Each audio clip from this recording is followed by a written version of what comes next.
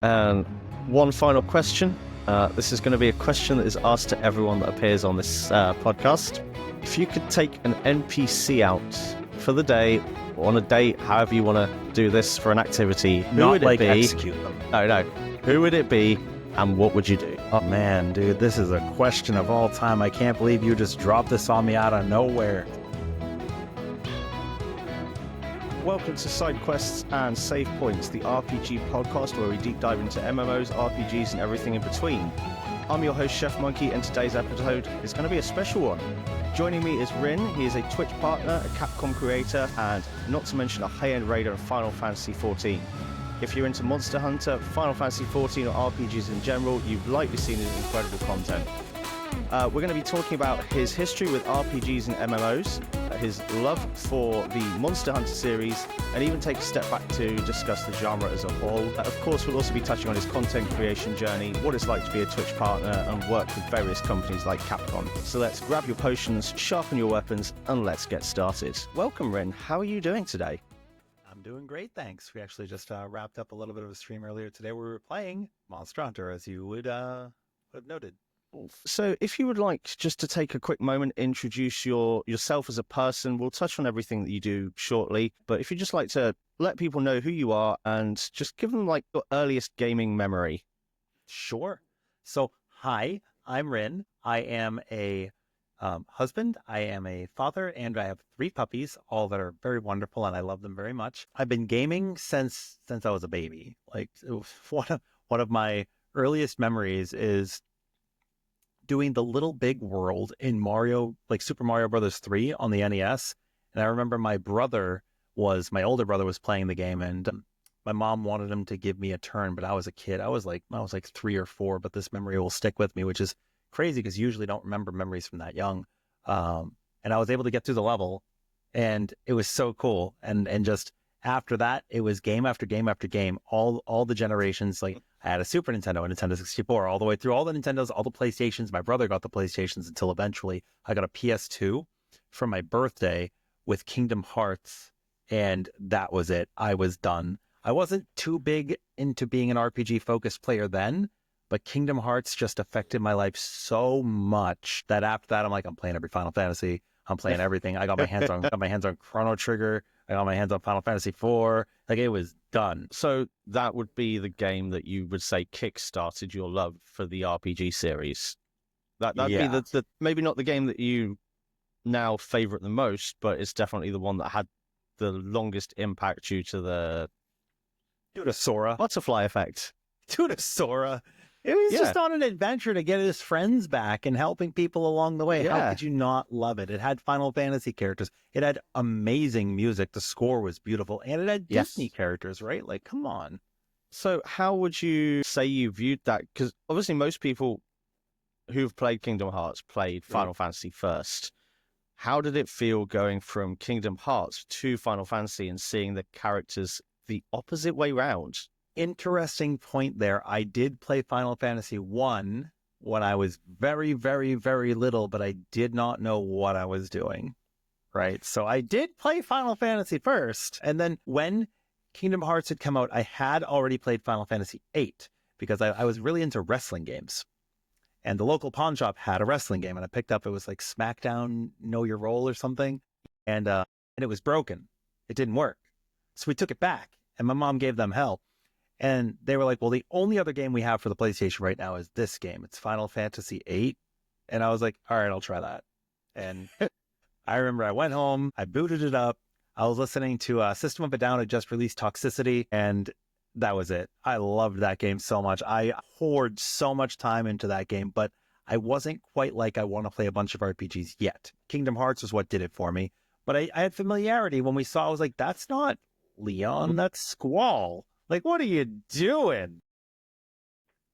I'm sure I looked it up, but I don't remember if there was or why they changed his name and didn't change anyone else's. The less you know, the better.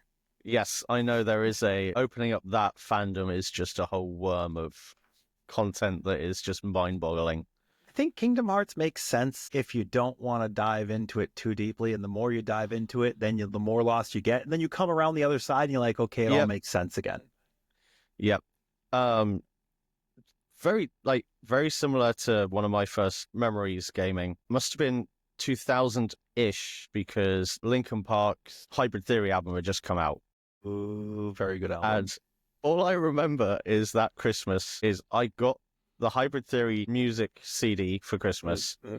I had rented Digimon World from Blockbuster, and I literally played that game the whole of Christmas Day on mute, listening to Hybrid Theory on repeat for about 5 hours. See, you didn't mention that you were going to bring up Digimon World, or I would have grabbed my place. Yeah, I still have my copy of Digimon World 1 in my living room. It is there in a box, so I'm not going to go get it now, but I love Digimon. The Pokemon Digimon War. I like them both, but I'm Team Digimon. Who's your favorite? I don't think it's ever should have been a war. Like it's the orange one with the wings. It's Patamon, isn't it? Yeah, Patamon. Boom Yeah. Bubble Pop. Yeah. Yep. Yeah. These are awesome. I remember it's like a little like pig guy that becomes an angel. So I didn't touch it for the longest time again, and then I picked up Digimon World First Order, which is apparently the first game after Digimon World where it sort of went back to that same... Yeah, Digimon World 2 was a dungeon crawler with a set number of spaces you were allotted, and then Digimon World 3 was more like a Final Fantasy kind of. Yeah. But I got World Order, and I've still got that save file on my PlayStation 4, and it's still in process. Yay.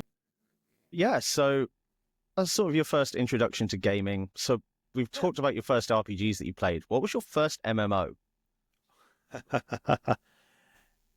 It's a game. These developers made it as a college project in 1996, either 1996 or 1995, and then they launched a server in 96 in Germany. And it only had a couple of players at first, and they started opening up more servers. And then eventually, fast forward to when I started, some of my friends at school, we all had bad computers. It was like Walmart, integrated graphics card, it's terrible stuff. What can we play, right? Not a lot. There were like a lot of like Asian MMOs coming out that were gorgeous and beautiful at the time, but like no computer that you got from Walmart was going to play that. So I played this game called Tibia, which is like an isometric top-down, very horrible game. I loved it, played it for like 15 years. You had no level cap.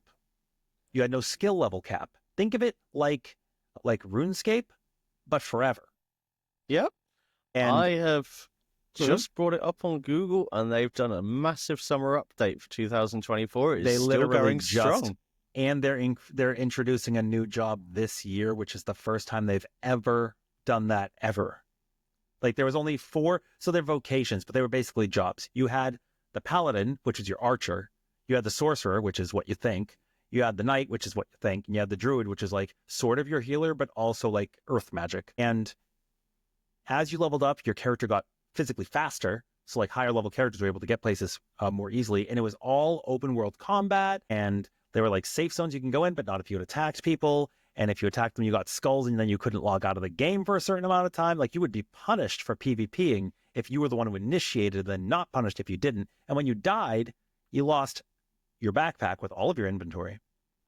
Each equipment slot had a 10% chance to drop too, and you were logged out of the game. And you had to log back in. You also lost 10% of the experience, not of your level, but that you had gained since level 1. So you could just lose 3 months of work. And like you could go pick your stuff back up, right? If you managed to log back in and there was not a queue, and there wasn't a queue either. If the server was full, it just said, server's full, please try again. And you just had to spam it until you got back in. And then if you got back in and you got to your body in time and nobody else had found it, you can get your stuff back. But your body became a lootable corpse that anybody could open and take.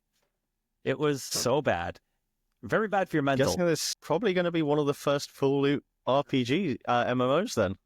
Yeah, it was something. It was very... I have friends today, and we are like thicker than thieves because of the times we went through there, right? Because the stakes were so high, the moments that you overcame were even better. So like, even though it sounds terrible, like imagine the memories you're making, as opposed to playing an MMO today where maybe you're playing through and the enemies you're fighting literally don't matter because you're just going to blow through them. Like it wouldn't matter, right? But like now it's like, okay, if I lag, I'm going to die. And that was my introduction. And eventually I made my way over to Final Fantasy XIV, but it took a long time. I had watched one of my friends who actually got me into Monster Hunter was playing Final Fantasy XI, and he would let me use his keyboard sometimes while he was playing. And as he was running away from monsters, I was a jerk. I would type /sit, and your character would just stop. You'd be like, and then the whole sit animation while being hit, the stand animation, and then you could leave again. So I'd get him killed. Yep, and obviously it's bad in 11 because there's also XP loss. Yeah, although that I think is a percentage of your level, right? I don't think it's total. Yeah, so you could level down though. It was 10% of your level, and it could result in you leveling down. I did level him down once below his threshold for the level of equipment he was wearing, and that was not cool. Suddenly he's like, well, I can't wear anything. It's like, what do you mean you can't wear anything? Put on your low level stuff. I just upgraded it. I sold it all. It's like, yes, you had to take the gamble. You had to sell your stuff, and yeah, man, it was brutal. Yeah, it was. It was. Wait, what was your first MMO? So my first MMO was Final Fantasy XI. Okay, my first MMO RPG was Final Fantasy XI. That's fair. Technically, my first MMO, if you don't count websites like Habbo Hotel and Neopets. Dude, you totally count was Phantasy Star Online. No, so I watched my friend who had a Dreamcast play Phantasy Star Online, but my first standalone installed, not browser-based MMO was Second Life. Okay. Cool. And I had a buddy on Second Life that said, we share the same real-life name, we shared a lot of the same interests. He's also from the UK, and he's like, dude, you like Final Fantasy? Come check this out. Yeah. And it was right around release because it was the first two expansions that got bundled with the base game for this release over Western, not Japan. Yeah. So it was around 2004, 2005. And then that was it. I was done. Like, nice. Between me and my brother, when I got him playing as well, like, we sank years, I mean, literally years into that game. Good. I liked, and we'll touch on this later, the difference between different MMOs and how they work and stuff, but especially how the interaction between players differs in MMOs is really different compared to I know it varies game to game. Well, but it varies based on age group, demographics, like where you are in the world and your culture on your server. But that's what I found really different about, I found really different about 11. I found it different about everything else, technically, because 11 was my first. Sure. So you only had, that was your first impression. There was servers. They weren't region separated. It was just, these are your servers. Pick one. Good luck with the lag. Yeah. And I'll be completely honest, I don't know what went wrong with all other MMOs. Why Final Fantasy XI could manage multi-region servers on multiple platforms going to PlayStation 2, Xbox 360, and PC simultaneously to the point where PvP was balanced. Was it balanced, or did people have lower expectations at the time? Probably because a mix of both. The game was a very slow-paced system, right? I did end up I got it very briefly on the Xbox 360, but by that point, everybody was max leveled and like, yeah, if you level up, we'll play with you. And I was like, okay, cool. You want to help me? They're like, no. I was like, well, it's hard solo. Like, yeah, you can't level solo. I was like, okay. It was hard. I got to like level 20. That became a lot easier when they introduced level sync. They also introduced like bounties, right? Like you could kill a couple of these creatures and they'll give you a big experience chunk. But yeah, so you've briefly mentioned Monster Hunter. You are a known Monster Hunter content creator. I feel that there is a very fine line between what is classified as an action adventure game and what is classified as an RPG. Monster Hunter is technically all three: an action, an RPG, and an MMO. Monster Hunter 1 for the PlayStation 2, that bad boy right here, by the way, online. Nice. Online from the get-go. Free to play online. There was no PSN network at the time. You had to get a broadband connector, this big chunky thing that you put in the back of your PlayStation 2. And I remember like my brother had one for his for like SOCOM or something. And I'm just playing Monster Hunter. And I went and I got like a USB keyboard. Because remember back then keyboards were like, I don't know what the connector was called, but it was like that round thing with the little prongs in it.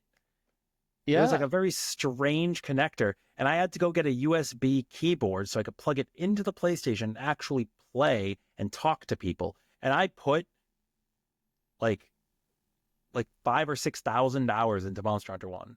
Yep. It's a long time. What would you say is the defining trait for a game to be classed as an RPG?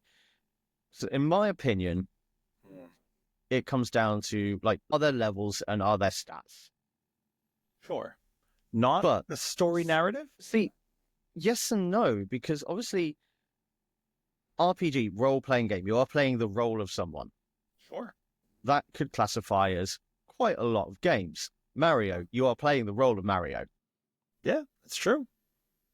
So I've always had it in my head, whether it's been put in there through media or what the history of RPGs has always been, are there levels, are there stats? But there are games, and we spoke briefly before the episode about, for example, Outward. Outward, there are no levels. There are no stats. You just get better armor and you get better at the game. Your health doesn't go up. Your stamina doesn't go up. You are stuck with whatever stats you have, and yet it is still classed as an RPG game. Well, those both have elements that are pretty similar, right? In that there is a lateral curve to achieve, right? As you go through Outward, you're a commoner, you're trying to make it in the world, and as you learn how to function, you're going to be able to execute that game a little bit better, right? So you are actually progressing in your character. I assume if you start out as a commoner, do you eventually get, like, does the game become easier? Do you get recognition? Do any of the mechanics or is it just you know how to play? It's just a case of genuine skill increase in the game and learning the mechanics, kind of very similar to a Dark Souls-esque kind of game. Okay. I mean, I think Dark Souls is also an RPG, right? It's like an action. Like, if you were to think about Monster Hunter, what are you doing? At your very core, you are slaying monsters, or you're capturing monsters. The guild actually recommends you don't slay them if possible. You don't want to disrupt the ecosystem, and studying something that's alive is a little bit better than studying something that's dead. Although there are some pretty gruesome cutscenes in some of the earlier Monster Hunters where they show them like carving the scales off of monsters to craft the weapons and stuff. And I'm like, oh my God, maybe it's a mercy to just kill them and have it be done. It's kind of crazy. But as far as an RPG goes for Monster Hunter, as the games have progressed, there has been sort of an underlying story, but you could say that there have been RPGs out there that people really like the story from and some think it's bland, right? Or that it doesn't have a lot of depth. Monster Hunter now, with Wilds coming out, is supposed to have an incredibly in-depth story. It's got full cutscenes, voiced, like they were not voiced a long time ago. And there were some cutscenes, but it was just like the monster arriving and now you're fighting it. Yeah. It wasn't like some big story. Or it was like, in Monster Hunter 1, you show up in the village and this guy's like, I fought this dude and he broke me. I can't hunt anymore. Now you got to do it. And you're like, okay, cool. That's the story. That's the plot. And then at the end, the final offline boss is a Monobolos, which is not a creature that's come back for a long time. Please bring him back. They have Diablos, which is a two-horned. Monobolos is the one-horned version. And you fight this guy, the one-horned devil, and you beat him. And the guy's like, you've done me proud. You did it. Now you are a master hunter. You are the hero. And then there's a little bit of an Easter egg. When you go behind your house in the first village, there is a sword in a stone. And the entire game, you do not have the power to pull the sword from the stone. And then finally you do, and you're rewarded with the hero's sword, which looks exactly like the Master Sword. Fast forward to the 3DS, they have a collab where you get to actually become Link. Very nice. So they've taken elements of, I guess, English folk tales with the sword and the stone, and as well as other companies' games as inspiration. And many collabs over the years, too. Yes, there have been. I only recently got the Rathalos mount in Final Fantasy, technically last year, but it feels like this year because the Rathalos fight was really good. I'm still writing 2024 on my paperwork and then crossing it out. Then a +1. Yeah, right? Before we carry on into Monster Hunter. Yeah. So Monster Hunter is known as an RPG for the most part. So I why, with story-driven games, that there are there's a very, like, the narrative is the defining feature. Why do you feel maybe games like Assassin's Creed and God of War are not classified as RPGs and are classified as action adventure? Oh, dude, I have always referred to those as action adventure RPGs. Right? You are, well, so it's difficult because there's also the nature of, like, in Monster Hunter, you are you, right? You're your hunter. If you play Final Fantasy VII, you are Cloud. You are Tifa. You are not a character that you're making. You're a predetermined character, right? And in God of War, it's the same thing. You are Kratos. I would say that maybe older God of Wars seem less like RPGs than, like, maybe the newer, right? The God of War and Ragnarok, where the artistic design, it's very much driven for the story, right? But the first one was kind of like a hack and slash. It had the story and you cared about it. And a lot of people deep dive into it. It's great, right? Assassin's Creed as well. Very beautiful story. I definitely think those are RPGs, but I mean, I don't know. Do you get to be wrong but also be right? Do you think it's just a natural development and progression of the gaming industry and the gaming genres that the two categories are just starting to merge? Maybe it's better to have a certain separation, because RPG encompasses, like you said, you could be Mario and now you're just Mario. You could be Mega Man and now you're Mega Man. But those games are platformers and side scrollers, right? Yes. But I think RPG is such a broad term that maybe it gets applied to a specific niche, so that when you say the word RPG or like the acronym, that you know more generally what you're getting into. Maybe. When I was younger and I thought RPG, I thought this is a turn-based game. Yes. Right? And that is not the case anymore. No. But maybe because when Assassin's Creed and when God of War first came out, you still thought like Final Fantasy IX and 10, like these were still turn-based, right? Maybe that's the difference. Maybe. So let's jump back into Monster Hunter. You said you played Monster Hunter 1 on PlayStation. It isn't till, I would say, World that Monster Hunter became massive in the Western side of gaming. I'm in the West. It became massive with me. Yeah, you're right. It wasn't until World. What was it that drew you to the series initially? Because there wasn't all the big marketing, that they didn't have access to everything, and it's very rare for, counterintuitive saying this because of Final Fantasy, but for Eastern releases to become as big in Europe. That's fair. And I mean, when America. Chrono Trigger first came out, were you able to find a copy, or did you even know what it was? I only knew what it was because of Final Fantasy. It wasn't like Chrono Trigger. I didn't know it existed Cross. until they had the. It was like that anthology with Final Fantasy IV and Chrono Trigger in the same PlayStation 1 case, but I didn't know it existed on the Super Nintendo. I had no idea. Right? Like, and I remember I definitely don't use emulators, but if I did in my youth, I would have played like Dragon Ball Z Hyperdimension and stuff on like the ZSNES. But like those games didn't exist over here, right? We had to like import them, which, how did you import back then? We didn't even have eBay. Like, you just, it was like impossible, right? So you had to jump through some hoops if you wanted to experience these games. Yeah, especially due to imports. And I know people still get confused to this day with the Western and Japanese numbering of Final Fantasy. Is it 2 or is it 4? What are we doing here? So what drew you to the Monster Hunter series and the Monster Hunter games? What sold it to you? That same friend that I got killed in Final Fantasy XI. I went over his house after school one day and he was not playing Final Fantasy XI. I was like, what are you doing? What are you playing? He's like, oh, this is Monster Hunter. And I was like, what's that? And he goes, here, I'll let you try. Here you go. And he hands me the controller and I've got no gear on at all. And he's like, all you got to do is like, just go get this egg. And you just got to bring this egg back. And there are delivery missions in that game. There's some like, go collect stuff, go gather stuff. It's not all just hunting. Yeah. I'm carrying the egg back. I'm walking.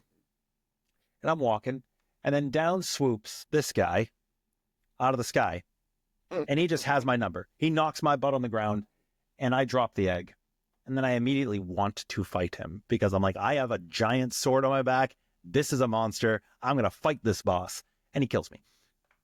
And I run back and he kills me again. And I run back. And then the missions, I didn't win. I went home and I begged my mom to please take me to GameStop. There were exactly 3 copies of Monster Hunter 1 in our entire state. And I made it to a GameStop that had one before it closed that night. And I got it. And it is this copy right here. And I can actually show you the disc too, so you can see I have taken care of it as much as I could over the years. It's got some scratches, but it came used. And, Fair enough. That was it. It was over for me. I was met with the challenge, and I'm the type of guy that when I play games, I want the challenge. I want to overcome something. I will play on the hardest difficulty, which can sometimes be arduous if I don't have a lot of time. But I feel, and now if play on whatever difficulty you want. If you want to play on easy mode, that's fine. I mean, people fail trials and stuff in like the solo instance in Final Fantasy XIV that gives you the option for easy mode, right? Whatever. That's fine. Who cares? It doesn't matter. If you want to do story mode or savage or whatever, it doesn't matter. But I personally, I feel like, and God of War is a really good example with this, when the new ones came out in the reboot, when you don't play on the hardest difficulty, sometimes there are parts of the game the developers worked on that you do not engage with. Like with God of War, you could just smash the square button, right? You could just light attack your way through the whole game, never block if you're on the easy difficulty, and you'll be fine, right? And then you play on Give Me God of War, and now if you do not parry, you are dead. I like the challenge. So I got the challenge in Monster Hunter. That was the bug. It bit me, and that was it. I had it forever. So I'm going to ask you what your favorite Monster Hunter game is, but caveat with it based on the time you played it. Okay, so which not one if I did were to you go back and play it right now? No, but so which one did you?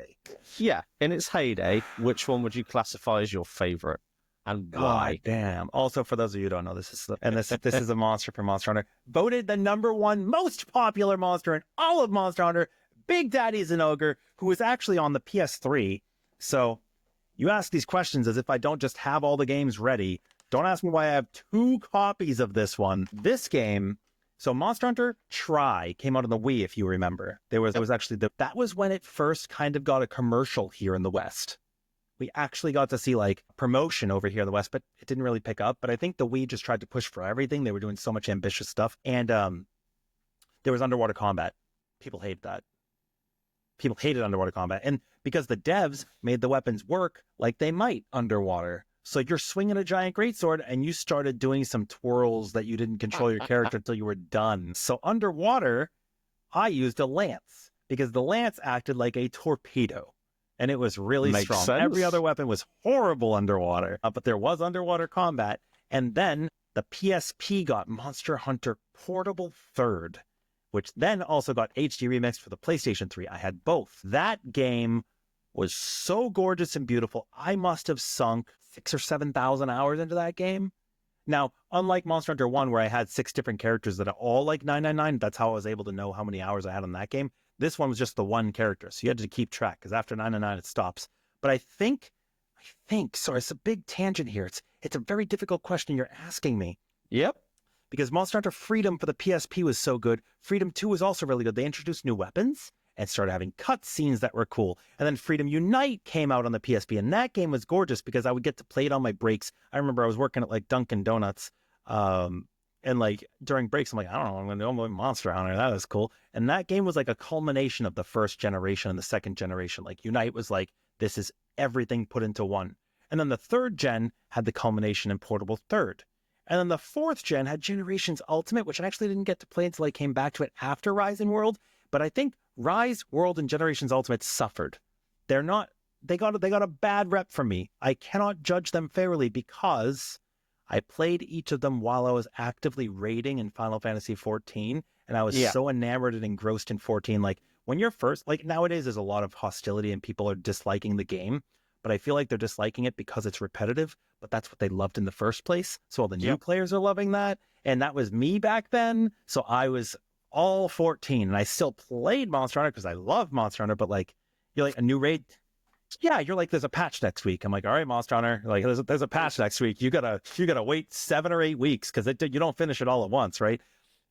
I think it's Monster Hunter 1. Yep. It was the first time that so while Tibia was my first MMO, Monster Hunter was my first community of online friends. And like those lobbies, you still played with 4 people, but you were joining 100-player lobbies and then players of like 20-player rooms and stuff. And I had people, we met up every night. We hung out all night. some of us would be like, oh, we're going to like, my parents yelling at me, I'm going to be late for school. It was just so cool, you know? It was just so cool. And it was rare because back then, this is like early 2000s. Not every household had a computer. And then if you had one, what were you going to do? I remember there was like this forum, it was like Gaia Online, which is kind of like Neopets and stuff. And there was like little mini games and forums, but like there wasn't a whole lot going for it. And it was like, okay, well, I'm going to play Monster Hunter. And I met a lot of people on Monster Hunter and we just had a great time. And I really do think Monster Hunter 1, I would never play it today. But it was just, it's gotta be my second favorite, because I think my first favorite is actually the Wilds beta. Fair enough. I put 200 hours into that, by the way. That's a lot. That is a lot of cool people. Yeah. So being a content creator, I get to hang out with so many people now, right? Yep. And play with friends. And now that it's like the first simultaneous release across multiple platforms, I was able to play with so many people and have so many cool memories. Yeah. It's really, really cool. So I think it's the Wilds beta. Do you think the evolution of the series going from like Monster Hunter 1 all the way to Wilds, not every game series that wants to produce sequels and keep producing ends up as successful as Final Fantasy, Monster Hunter, Assassin's Creed. Or they do and they stop anyways. Yeah, or they do and they stop anyways. What are your thoughts on the evolution of the series, not just graphically, but from, like you said, going from a I'm hurt, please kill this monster for me, to full-on story, and it gets you invested in not only in the game, but in the character. So it's hard. Do you feel that it's evolved and progressed and developed? Is there anything that you think that maybe they should have or could have done better, or anything they've not developed so much that you think that they've either left and it's a good thing that they've left it, or that you think they should have touched on it and improved it more? So in Monster Hunter 1, this is from the Arcadian, this controller, it's very cool. In Monster Hunter 1, you moved with your left stick and you attacked with your right stick, and it was slow and methodical. And if you did not, like, you drew your weapon with like triangle, but you didn't attack with it. If you swung your sword, you waited until you lifted it back out of the ground, then maybe you could roll a couple seconds later. Creatures were slow. You were slow. Combat was horrible. The hitboxes were horrible. You'd have an enemy do a hip check like this, and you're over here, and you got hit anyway. It was really bad. But I think as the generations progressed, they introduced more weapons and technology advanced. Do you need a moment? Nope, we're all good. Okay. As technology advanced, they were able to make the monsters do more and make us do more. So we got more agency over what we were able to do. And I think that the combat got faster, which made us enjoy the game more. Right? Nowadays, if you were handed a game and you were very slow, I don't think you would enjoy it. Like The Witcher. I think The Witcher 1 was a terrible game, but The Witcher 3 was a very good game. And people who liked The Witcher played them all, and I think the natural progression was great. Same thing with Monster Hunter. The combat has just developed to a point, like if you play Wilds now, or you see gameplay of Wilds, it looks very fast. It looks very fluid. And I think every generation they try something new. And in World, there was a clutch claw system where you had to tenderize weak spots, and basically you drove your weapon to the side of the monster, and for a few minutes, it would be a weak spot to deal extra damage. And people were not very happy with that because you did it not necessarily using your weapon. Like, you drove this claw attachment from your arm into the monster, and then you could jump on it. And as long as it wasn't doing an attack, you could weaken the spot. But if it was flailing its head and you jumped onto the head, you'd be knocked off and you'd take damage, and now you're CC'd. Not a very nice system because you're breaking your... Like, imagine you're playing Final Fantasy XIV, and then every minute in combat, you have a QTE. Would you feel like that was disruptive? Or like if you're in Mario and you're in the middle of a platform, and as you're wall jumping halfway up, it stops you and it has you type in like Luigi's Great or something. It's kind of like that. And it's annoying. And then in Monster Hunter Rise, they added wire bugs, which allowed you to whip around, and it became very, very fast. And some people were fans of it. I was. Some people were not fans of it. And you also had a mount system with your Palamute, which is a dog that you get to mount now and get around the combat pass, like around the map. And that was released for the Switch. So the graphics took a step down from World, but I liked that because it had a little bit of more anime approach, and it is on a handheld. The Nintendo systems tend to be a little bit more cartoony, I think. And Wilds is now they've listened to the feedback, and they've taken the good elements that people liked, and they've taken out the bad elements. So like, we had a mount in World, kind of, but it would automatically route that you couldn't control or ride. And then in Rise, they had one that you could completely control. And now in Wilds, the Sacred that we're getting, which is basically a chocobo, you can manually ride it, and it can also auto-route to items that are on your map. That's really cool. We've come from having consumables, so as you're attacking, your weapon become more blunt and dull, and you would have to sharpen it with whetstones. And that's where I learned about the word whetstone. It's actually from Monster Hunter. And you would only have 20 of them in a hunt if you brought 20, and maybe you could gather more. And maybe you would find a mining point because maybe there was a crack in a wall that looked weird, and if you went up to it, you'd have a consumable pickaxe. You do not have a consumable pickaxe. It's a very distinct thing that's not only on your mini-map, but it's also very visible. Like it's this different color than the wall. You're like, this is what I can gather. And whetstones are infinite. So they've come a really, really, really long way. You also used to go into combat. You'd have like one inventory block of space, and then that was all you could carry in the hunt. And then in World, they made it a little bit better. You could carry more items, but you might have to go back to your tent. But like before that, you didn't resupply. You had what you had. And now in Wilds, you can bring a second weapon with you. You can open up a pouch on your Sacred. Your handler NPC will just drop extra stuff off with you. Your friends can hand you stuff. It's really, really cool. It's convenient. So I think to answer your question about what makes it so successful and like what has made it last over the years is they actually had an interview recently, and they said themselves, we stay in our lane and we actually don't look at the competition in our genre. We just keep doing our thing.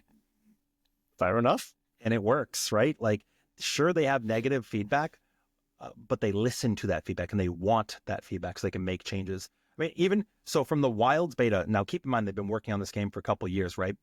It was like announced at the Game Awards in 2023, and then we've come a long way. And then they had the open beta test, and they changed like half the weapons after the feedback from that. They heard what people said.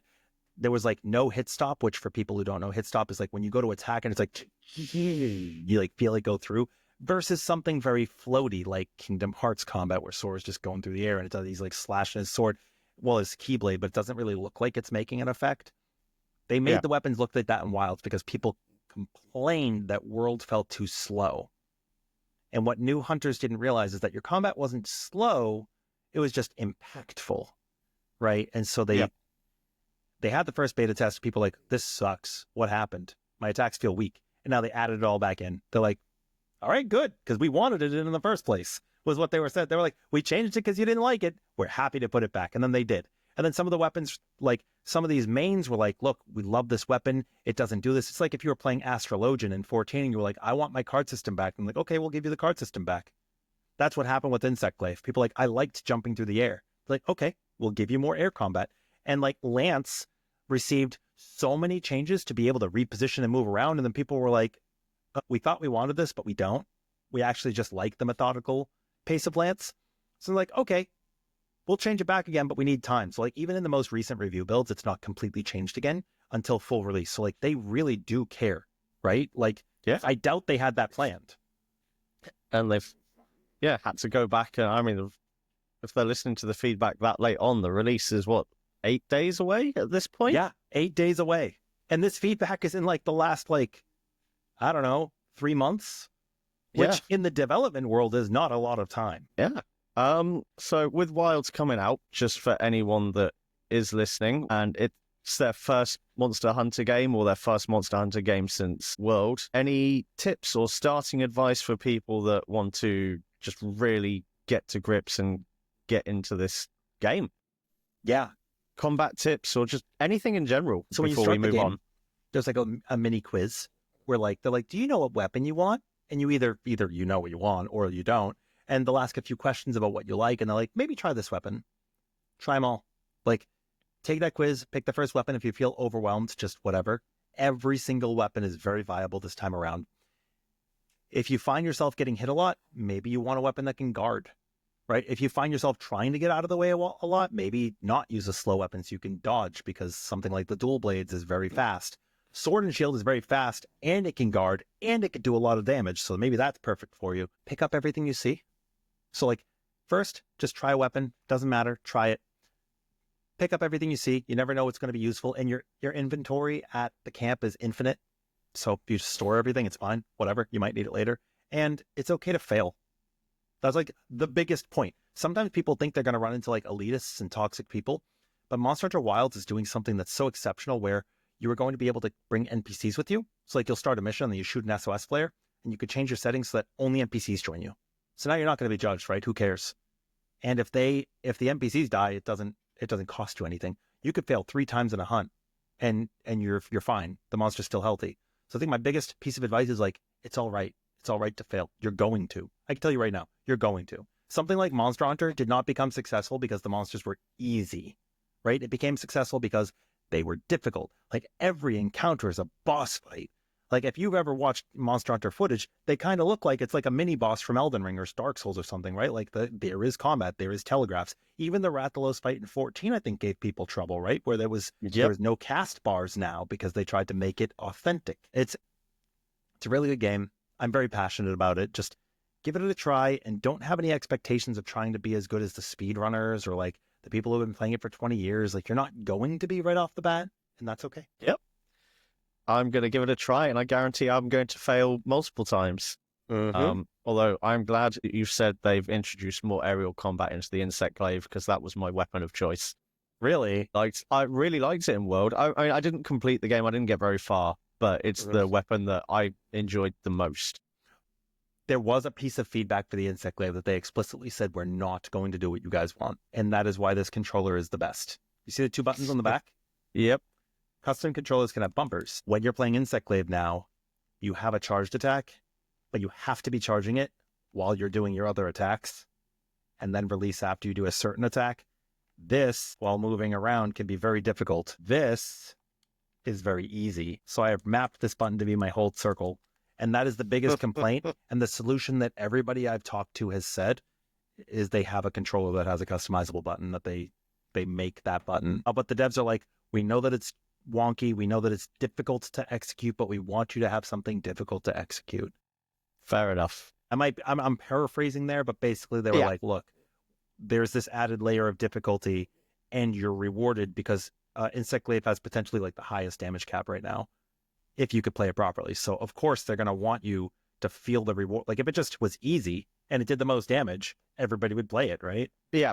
There needs to be some sort of skill-based element to it rather than just button mash.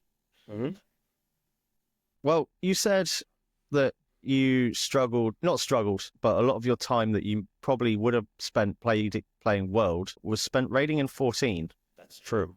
When did you start 14? Did you start from A Realm Reborn, or did you join? I started when A Realm Reborn came out because my computer was not good enough for the first version. Yep. And I was working a lot at the time anyways. And would you say, I know you said that you played Tibia and there's some other MMOs that you played.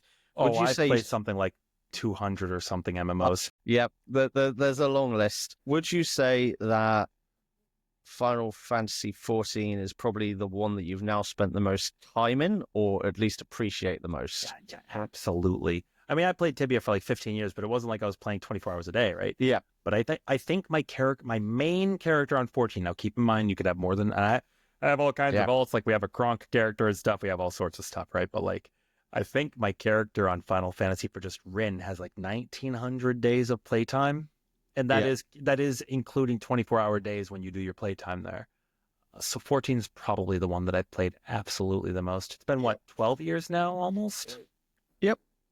Yeah, it's going, and it's going to be going for some time.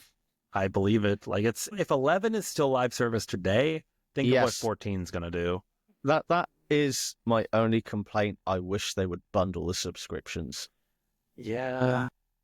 Especially since they're doing like the Vanadil Raid series this expansion, right? I would play Retail 11.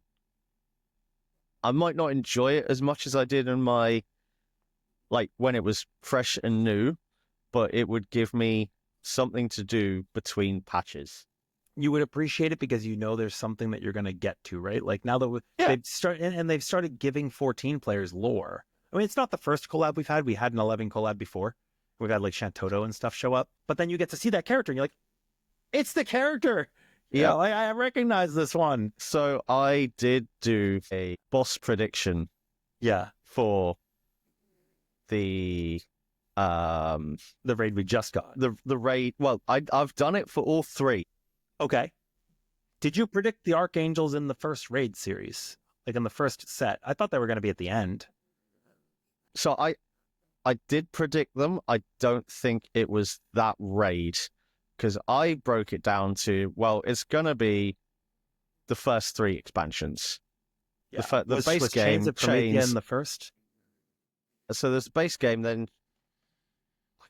I should There's know like 2 this. Chains expansions, aren't there? Well, there's Chains of Promethea and Rise of the Zealot. Yeah. And I knew Shadow Lord was going to be the last boss because it was in the promotional art base. Sure. I mean, it was on the artwork, yeah. Yeah. And then we got Fafnir, right? Yep, I did not see that one coming. I didn't think we were going to get it because technically we already got... So if people have played in the Eureka, like grand scale content, it was a big callback to 11, right? Including experience loss and level down. Yep, because it was basically another take on Abyssia. Yeah. I mean, I think we had Fafnir at the end of the first Eureka instance, didn't we? We had a dragon S rank that would spawn that you did have to stay on its flank, or it would tail swipe or head swipe you, and a lot of people would die. Which I think is like Fafnir's telltale thing, right? Is like stay away from the tail, stay away from the head. Yep. Let me have a look here. I remember when I first ran, I actually got spoiled. I queued for the 24-player alliance after, it was a couple hours after it had already been out, and I actually forgot to turn off queue in progress. So I queued in, it's like 50 minutes elapsed, and I'm like, oh man. And I queued into like the last boss. No. So like, okay, guess I just had the whole, but it's technically not a spoiler because like you said, we already knew the Shadow Lord was there. Yeah. So I read it a second time and people were like, you've already cleared it. What do you mean you don't want us to tell you what? And I'm like, I don't know. I queued in progress. I don't know. Yeah. I got to Fafnir and the first thing I did was pulled him and turned him sideways. Yep. And people are like, why did you do this? I'm like, oh. Force a habit. Force a habit. Yeah, like scary stories. Yeah, so there's a few things. I don't want to say anything. If people want to go and watch my video, I can't recall all of it, but please do, because I think some of the other ones are going to appear. Did you suspect Shantoto? Wait, Shantoto a good guy or a bad guy in 11? Yes. Okay, that's fair. Are they like a Nero kind of vibe, where sometimes they're in our interest and sometimes they're not? In base lore, in the base game, in the world, she is high prominent black mage, but she gets her own mini expansion. It's called an add-on. That's how they labeled it. Oh, okay. Where she basically split in 2, and there was the good Shantoto and the bad Shantoto. Yeah. And it was a whole story arc there. Well, technically, any good character can be a boss. Yeah, Prish was a good character, right? Yep, she was. I did not know Prish from 11 because I didn't get far, but I knew Prish from Final Fantasy Brave Exvius, which is a mobile game that had a bunch of characters from all sorts of Final Fantasies, and I used Prish as one of my main characters. I wasn't expecting to fight her. Okay. Were you expecting her to be there, though? Yes. So I Is she like one of the iconic characters of 11? Yes, she is. She features quite a lot early on in the expansions, and then towards the end of what's considered the best iterations and eras of Final Fantasy before they increase the level cap to like stupid numbers. No, it was just after, because it was in Abyssia. She is prominently featured in the end game of that content as well. She helps you fight against... I've completely lost it. I want to say Zodiac. Oh my god. Zodiac's in 11? No, not so. Got me looking this up now. That's fine. I like learning. Yeah. A lot of people have some like really, really good memories from 11. I hear a lot of tales from players who played 11 about like their guilds fighting over control for NMs when they spawn. So you have to be like lightning fast to claim monsters in that game, right? It's all overworld. What did you play in 11? It was like a myriad of jobs, right? Shinryu. Shinryu? Oh, Shinryu. Okay. Yeah. She helped you in that fight. I mean, there's a world where there's a Shinryu here in 14. They had the cool Jaja too, I think, right? Because like they recognized him. They've come from the Treasures of Arturgan expansion, which, so going back now, in Treasures, they introduced a mechanic called Besieged. Sure. Where capital of Artagan, that it was split into two zones, one where it was safe and then one where there were some vendors and stuff that then led into the outer worlds of that expansion. But it would be sieged by 3 different races. They would like come take NPCs and bring them back to their camp, right? Yep, and you had to go and free them. I believe it was the server Siren was undefeated in Besieged for over 5 years. Oh my god. Yes. And that's like, for any of you watching it, that's an accomplishment. It's 24 hours a day, and like that game went into cycles. Well, that's a lot. It still amazes me. People talk about hard games. Absolute virtue. Believe the hardest Absolute Virtue, Pandemonium Wardom. Absolute Virtue was first beaten by a team, doesn't really do it justice, a team of Japanese players. They had players cycling out when it was time for bed, right? An alliance in Final Fantasy XI works pretty much just the same in Final Fantasy 14, where you have your 3 parties that make up an alliance, and there's mechanics in 11 where bards could only buff you with 2 songs, so bards would drop and swap parties to maintain buffs at all times, and it took them over I want to say 30 to beat Absolute Virtue with full-on sleep cycles and schedules before Square Enix went, you know what, maybe this is a bit difficult. After that, between that and then UCOB, which also took like 11 days for the raid team to clear, they were like, we don't want people to be hospitalized for our combat, so we're just gonna, like, clearly you guys are not gonna not go hard at it, so we're just gonna make things that don't take as long. But yeah, so jumping back to 14, we went on a bit of a tangent which there. We got Absolute Virtue in. Yes, we did. There's a number of Final Fantasy XI characters I'd like to see in 14, and I hope some of them do appear.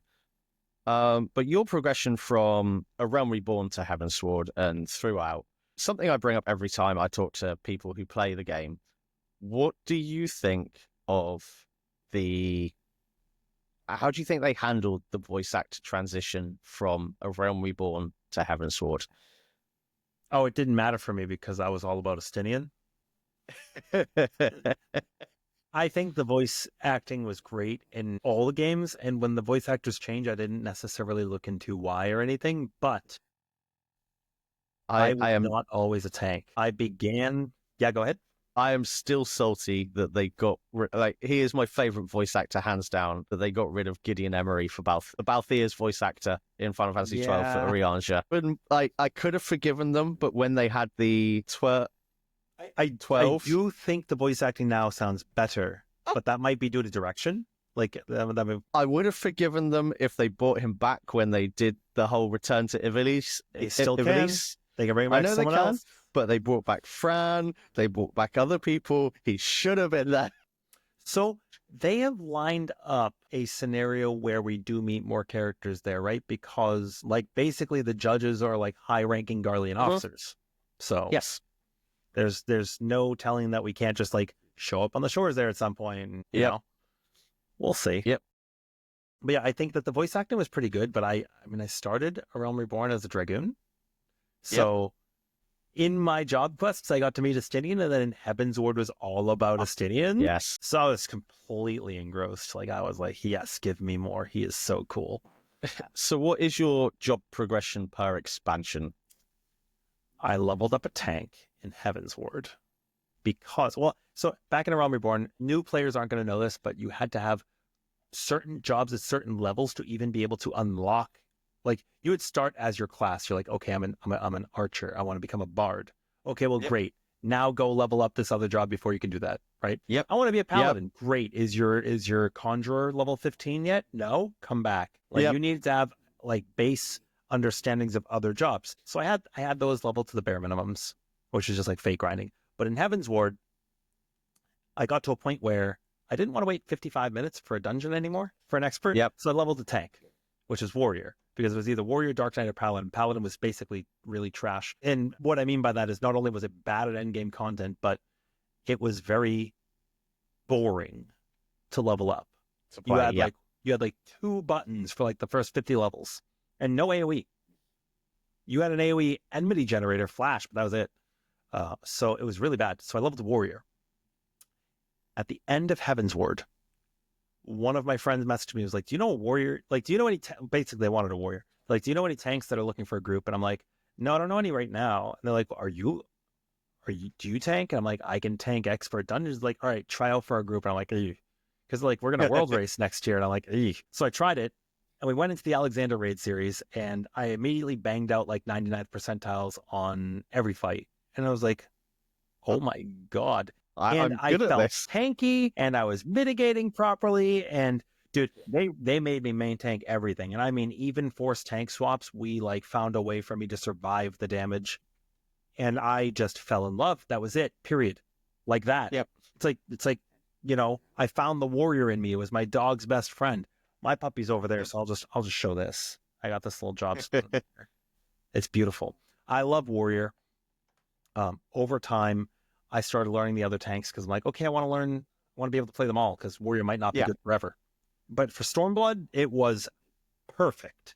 In Heaven's Ward, it was overpowered. It did more damage than DPS. So it's not fair, not cool.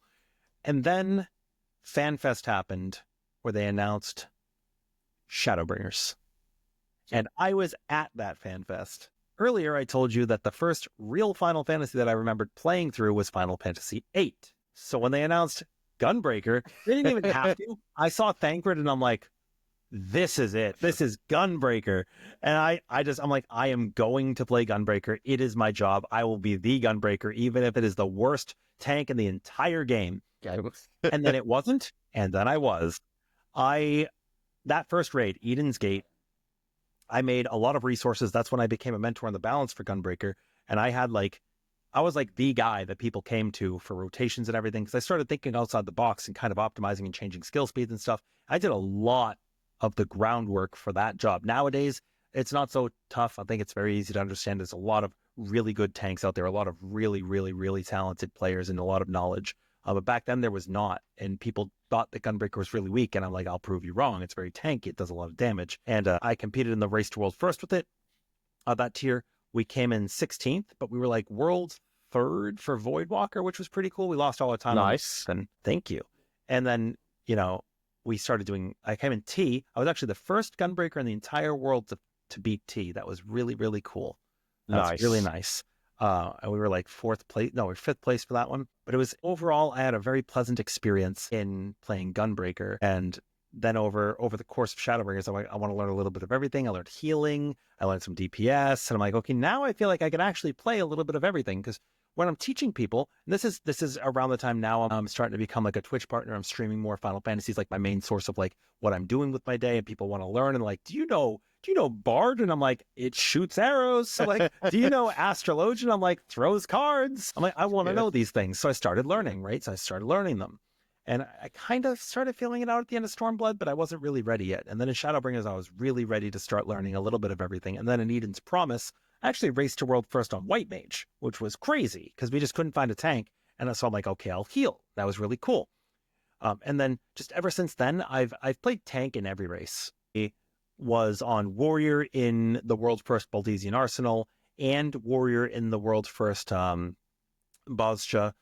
And then fast forward to the next big content we had was for the Chaotic that we just had, the Cloud of Darkness. I actually did Sage on that because I wanted to heal. Nice. I'm like, I feel like healing 24 players, you're going to want to have somebody who's like watching for reses and stuff. I'm like, I will do that. I'll be the guy.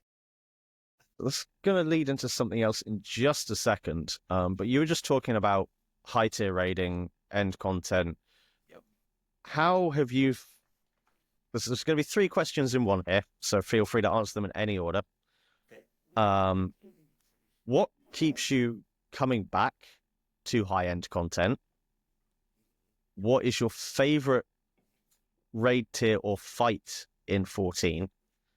And as someone that has progressed through World Firsts and is very involved in the end game content scene, the extremes, the chaotics, how do you balance and it is a very fine line in this between fun and competition and the work that goes into it, what still makes it fun and not a job and something that frustrates people? So first off, it does frustrate people, Yes. but you need to learn how to channel that stress, because when you're in a high-end environment, the adrenaline to defeat the fight is going to be also the same type of adrenaline that can make you just snap at somebody, which I've done. It's not great. Don't do it. I have my demons. I bear them. I try to get better with them. The single thing that makes it enjoyable is playing with people you like to be around and play with. So for me, I want to be in an environment where I'm playing with players who are skilled and capable, but that I enjoy playing with, which is actually why this upcoming raid tier, we have like a retirement home of like friends who have played together, and we're going to raid, and we're all capable of getting world first, but we're kind of like, we're just vibing. Yeah. Does that make sense? If it happens, it happens. If it doesn't, it doesn't. Yeah. Like we're not even prepping that much. Like we're just vibing. We're playing other games and we're just hanging out. And that is ideal for me. Like I've done a ton of prep before leading up into the Arcadian. We were playing like 4 or 5 days a week, and like we were doing a lot of hours and just a lot of different really stringent regimens with like, let's take this fight, and there are these handicaps, and we'll try these different strats, and we're not allowed to do this, and we got to do this, and it's got to be perfect.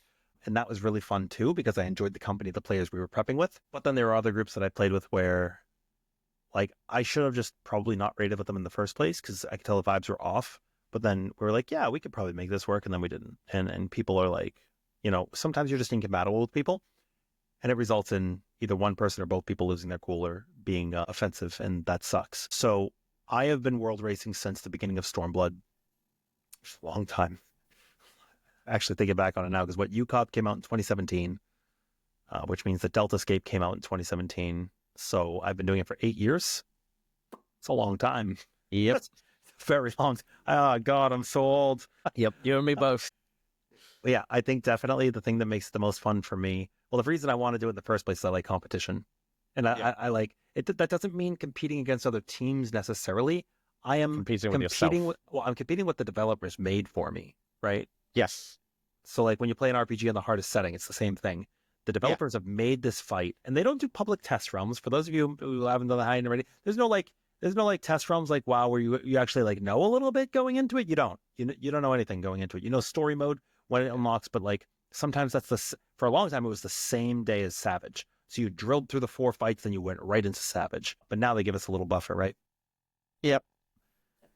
But even going from normal into Savage is the same fight, but it changed so much that it's not the same fight. The first floor is very close to being the same fight, with like maybe 1 or 2 surprises. The exception of like Alt-Roit and Stormblood was the same fight. So people went in and they just one-shot it. Our team one-shot it too. Like 200 teams just one-shot that fight because it was the same. You could fall off the side. It was like the thing that changed. But yeah, nowadays it's sort of the same. And then you get to the 4th fight and it's completely different. And there's usually a second phase that just doesn't exist in normal mode, right? Yep. And it makes for a really good spectacle when you get to see that come together. Same with the Ultimates. Very fun, but you're playing it for a long time. So definitely playing with people that you enjoy the company of. And for a long time, I led a static of players that were really, really talented, really good friends. We did everything together. We played 7 days a week. We were speed running. So like I've also done speed runs. I have like a multiple rank 1s for speeds there, or like parsing as well, which parsing is not for everybody. And if you don't like it, that's fine. For the people that do like it, you don't have to bash them either, right? There's both ends of the spectrum. I've done it on all sides because I was just very competitive, and I was engrossed in Final Fantasy 7 days a week, all the time, always. You get to meet some really cool people that way too, which brings me to my favorite fight in the entire game. Now, there was a fight that I completed over 500 times before last expansion. I don't know if you know this, but it was the Unending Coil of Bahamut. That was the first ultimate. And so you said earlier you had a claim to fame because you have some people from the OG days that are still following you, right? Yes. I led the first team to complete Tank Cobb, which was UCOB with 8 tanks back when it was actually still difficult. Nowadays, kind of like a cakewalk, but it used to be difficult. And after we cleared that fight, Mr. Ozma himself like followed me on Twitter, and it was the coolest thing that I had ever. I was like, oh my God, because I put a big thank you message. I was like, you've created such a beautiful experience and a wonderful fight, and I was so happy to challenge it in the most difficult way that we could. And it was so cool. That's probably my favorite fight that I'd experienced in Final Fantasy. I don't think today it's my favorite anymore because it's kind of gutted now when you go back to level 70 content, right? You're playing at level 100 now. It's hard. But if they had offered like you have the Unreal where they sync fights up. If they had Unreal for Ultimates, oh, man, I think it would change the way you play. But they don't. Yeah. So that's fine. I think in recent times, the Cloud of Darkness was a really, really fun fight. Also, I think one of my favorite fights. So I was also part of like some of the world firsts for like the Buster duels, the 1v1s. And those are exceptionally unique because it's just you. It's your skill. So Lion the Beast Tamer, easily one of my favorite fights in the entire game. It is a hard fight. The Exoquakes were tough. Also DSR. DSR was a lot of fun, right? DSR was a lot of fun. Finally got to see what happens if you save Horshaphon. Turns out, nothing good. So, talking about progression and things like that, I remember the first, like, I started a bit late in this game. Sure. Not because I started late. Start? No, I still started in Realm Reborn, but I was not with the level curve. I was working full time. I found cool group of players, joined their FC, some of which I am still very close friends with in real life now. We meet up, all that sort of fun stuff. Sick. I remember, and this is at release, and this I want to caveat, this is not hard mode. This is story dungeon. Okay. Going into Titan at level, at a Realm Reborn, at that point in the game, was difficult. No judgment from me. I was a Dragoon. I was frequently not there for the end of the fight. Exactly. Getting caught in an animation lock and getting hit by that landslide would knock you off the platform. Tell our viewers what the problem with that is compared to today. Nowadays, you fall off, you get rezzed. Yep. In that point in the game, you were just looking at the bottom of that crevice until the end of the fight. Any fight where you could fall off and it was like a big drop, you were just gone. You like Sonic'd out of existence on Leviathan, right? Yeah. Like you're drowning at the bottom of the ocean. I don't remember if that was still in place for Bismarck. Yes. But yeah. Because you would lose a tank and you'd have to wipe. Because you get to the ads phase and everyone would jump off. Yeah. Like even going back now, playing, for example, a new character, I don't know whether the fight obviously hasn't changed. The mechanics are 99% the same with a few. We can make a different reference here, right? Because like obviously it's easier now and you know what to do.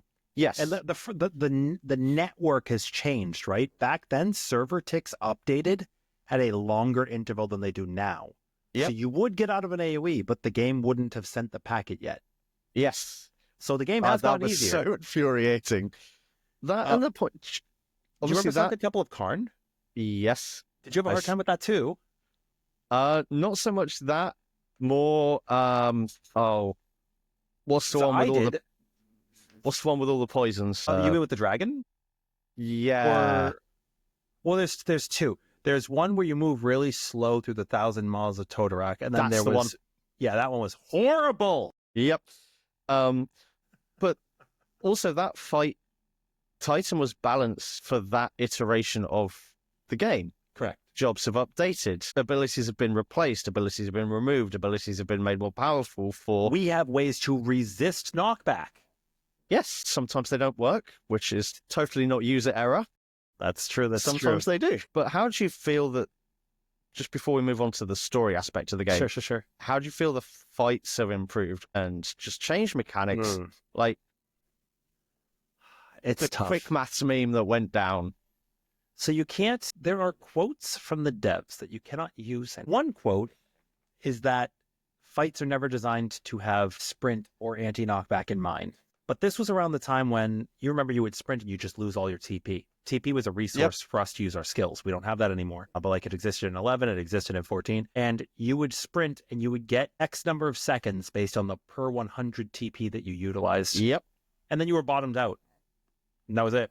And you had to like slowly regenerate. Sometimes you were just doing this, just waiting to be able to attack again. It was horrible. It was really, really bad. But fights were designed around that for you mechanic. To not, like maybe you had to sprint, but if it was a situation where sprint was going to help you, usually the DPS check was lenient or there was downtime coming up, right? So it's fine. Nowadays, everybody can sprint, and you even have scholars expedients, right? That lets you sprint for free. And now we have anti-knockback mechanics because all players can press it. There are absolutely times now where they intend for you to use those. So I think the natural progression of the game is better, but not every player may be used to that. And I also think some controller players find difficulty in managing play in their game and taking care of their puppies. I do think I've heard some complaints from players who play like Astrologian on controller, for example, where they're like, just use this anti-knockback. Like, I don't know where I'm going to put that on my bar. Yep. Like, can you Asuna me? No, I can't. I can 4 levels ago when I needed it. Yeah. But like, I think that the game has progressed to a point where we have more tools now, but our rotations are so simple. Yes. I don't like that. Like, No. It's not all good. No. I do think skill expression. So the problem is like, okay. So listen, Stormblood was the best raid series ever. I'm just going to say that. Omega was the best raid series ever. There's a reason why I said Yukov is my favorite fight. There's a reason why something like O11S stands up to this day. Halicarnassus is probably one of my favorite fights in the entire game. Now, circling back to that, Halicarnassus was awesome. You were rewarded limit break for doing mechanics correctly. You would get entire bars, and you had multiple different arenas and ways that you had to solve that fight. It was so cool. Halicarnassus, super good fight. Might be my favorite fight of all time. Super good fight. Very well designed. Perfect in my opinion. The only raids I've had the time to do Savage was Sigma Delta Escapes. There you go. Midgard Stormer sucked. I'm just going to say that now. And at that point, I was running Dark Knight. Okay. And that was when I first started playing Dark Knight, ever. I refused, and I still do, to look at guides. That's fair. Me too. Which sounds hypocritical because I write them, but like... Yeah. But I want to learn the fight. I want to learn from my own mistakes. I want to learn what to do. If there is a mechanic that I've been struggling with for quite a long time, then I will ask someone to give me a bit of help, or I'll look at a guide for that specific mechanic if I myself cannot work out how to bypass it. And at that point, I am holding up other players. I mean, there's a reason why I world race, right? You can't have a guide if you do it right away. Yep, exactly. It's very, very good. Both from a rotation as well, right? Because like I like to use. So, oh man, I've said this before, and people think I'm weird for it. I play games to use my brain. Sometimes people play games 100%. To turn their brain off, and that's fine. There are games for that, but like maybe Minecraft, I'll just go like smash a wall, right? But I want to use my brain if I'm playing these games. But that is the good thing about 14. There are aspects that do both. You can go and manage fishing with the boys. Go manage your island sanctuary. I love that thing. I capped that out in 2 days when it came out. I picked up rocks for like 15 hours. So just touching on what you said about a lack of rotation. Dude, it's so much easier now than it's ever been. Yeah. So this is not just talking about Final Fantasy here. How do you feel and games these days, with the exception of the obvious ones like Elden Ring, Dark Souls, the Elder Scrolls, exactly. Do you feel that there is too much hand-holding? You were talking about Monster Hunter Wilds, how you now have infinite inventory. There are things, so I've discovered some tech in Monster Hunter, right, that they don't tell you in the controls. But nowadays, like in Wilds, they are seriously like, here's your combo, here's how you do things, right? There's a lot of menus now to tell you how to play. It was not always like that. No, all you got when you went back in my day, back when I had to read a newspaper to find out what games were coming out. All the information you got Game was Informers, right? And then they come out with like the Nintendo official guides for games. If you wanted to, like, it's like, I need to know where to find these things. Well, you can only get it if you spend $30 on this book. All the information that we got initially was whatever was on that 3-page manual that they threw in the box. Which game had the guy who suplexed a chain? Is that 6 or is that 5? I don't recall. Final Fantasy, I think it was 6, right? Had Sabin. He played, so he was a monk, right? But basically, like, we don't have to know which, I'm pretty sure it's 6. Basically, you had to put in fight controls. 6. Yeah, so you had to do like a Shoryuken. But it didn't tell you that unless you had the guide. So you had to you had to open up the instruction manual, because when you first get to Sabin, it's like, use this move. And I'm like, I don't know how to use this move, because I was playing on the SNES Classic. I'm like, I don't know how to use this move. I had to look up game FAQs to find out how to do this combo with him. And yeah, it's like they just expect you to figure it out. Well, it's like a good example, and this crops up a lot in memes, where it is literally just a picture of a PlayStation with a controller plugged into port 2, going, do you know what game this is? I don't. And so, Metal Gear Solid, there was a boss called Psycho Mantis, that his whole thing was, he was psychic. If you had your controller plugged into port 1, it read your moves. Oh my god, but port 2 it would not? But port 2, it wouldn't. So if you had it in port 1, there was no physical way to beat the boss. It was impossible. That's sick. Categorically impossible. That's sick. Had to unplug your controller and put it into port 2 to get through that boss. I love that. And that is not something you could Google. It didn't exist. It's something you had to work out. Or be really mad and quit. Yes, or be really mad and quit. And I'm sure that happened to some people. But, playing... To be fair, 14 doesn't handhold your rotation. You still got to figure it out, and that's where players come into play. They have simplified easy, right? Everybody's got a 2-minute burst, and that's bad. So we used to have 90s and 210s and all sorts of things, and 80s. And if you missed a button, it messed everything up. Well, it messed things up less than it does now.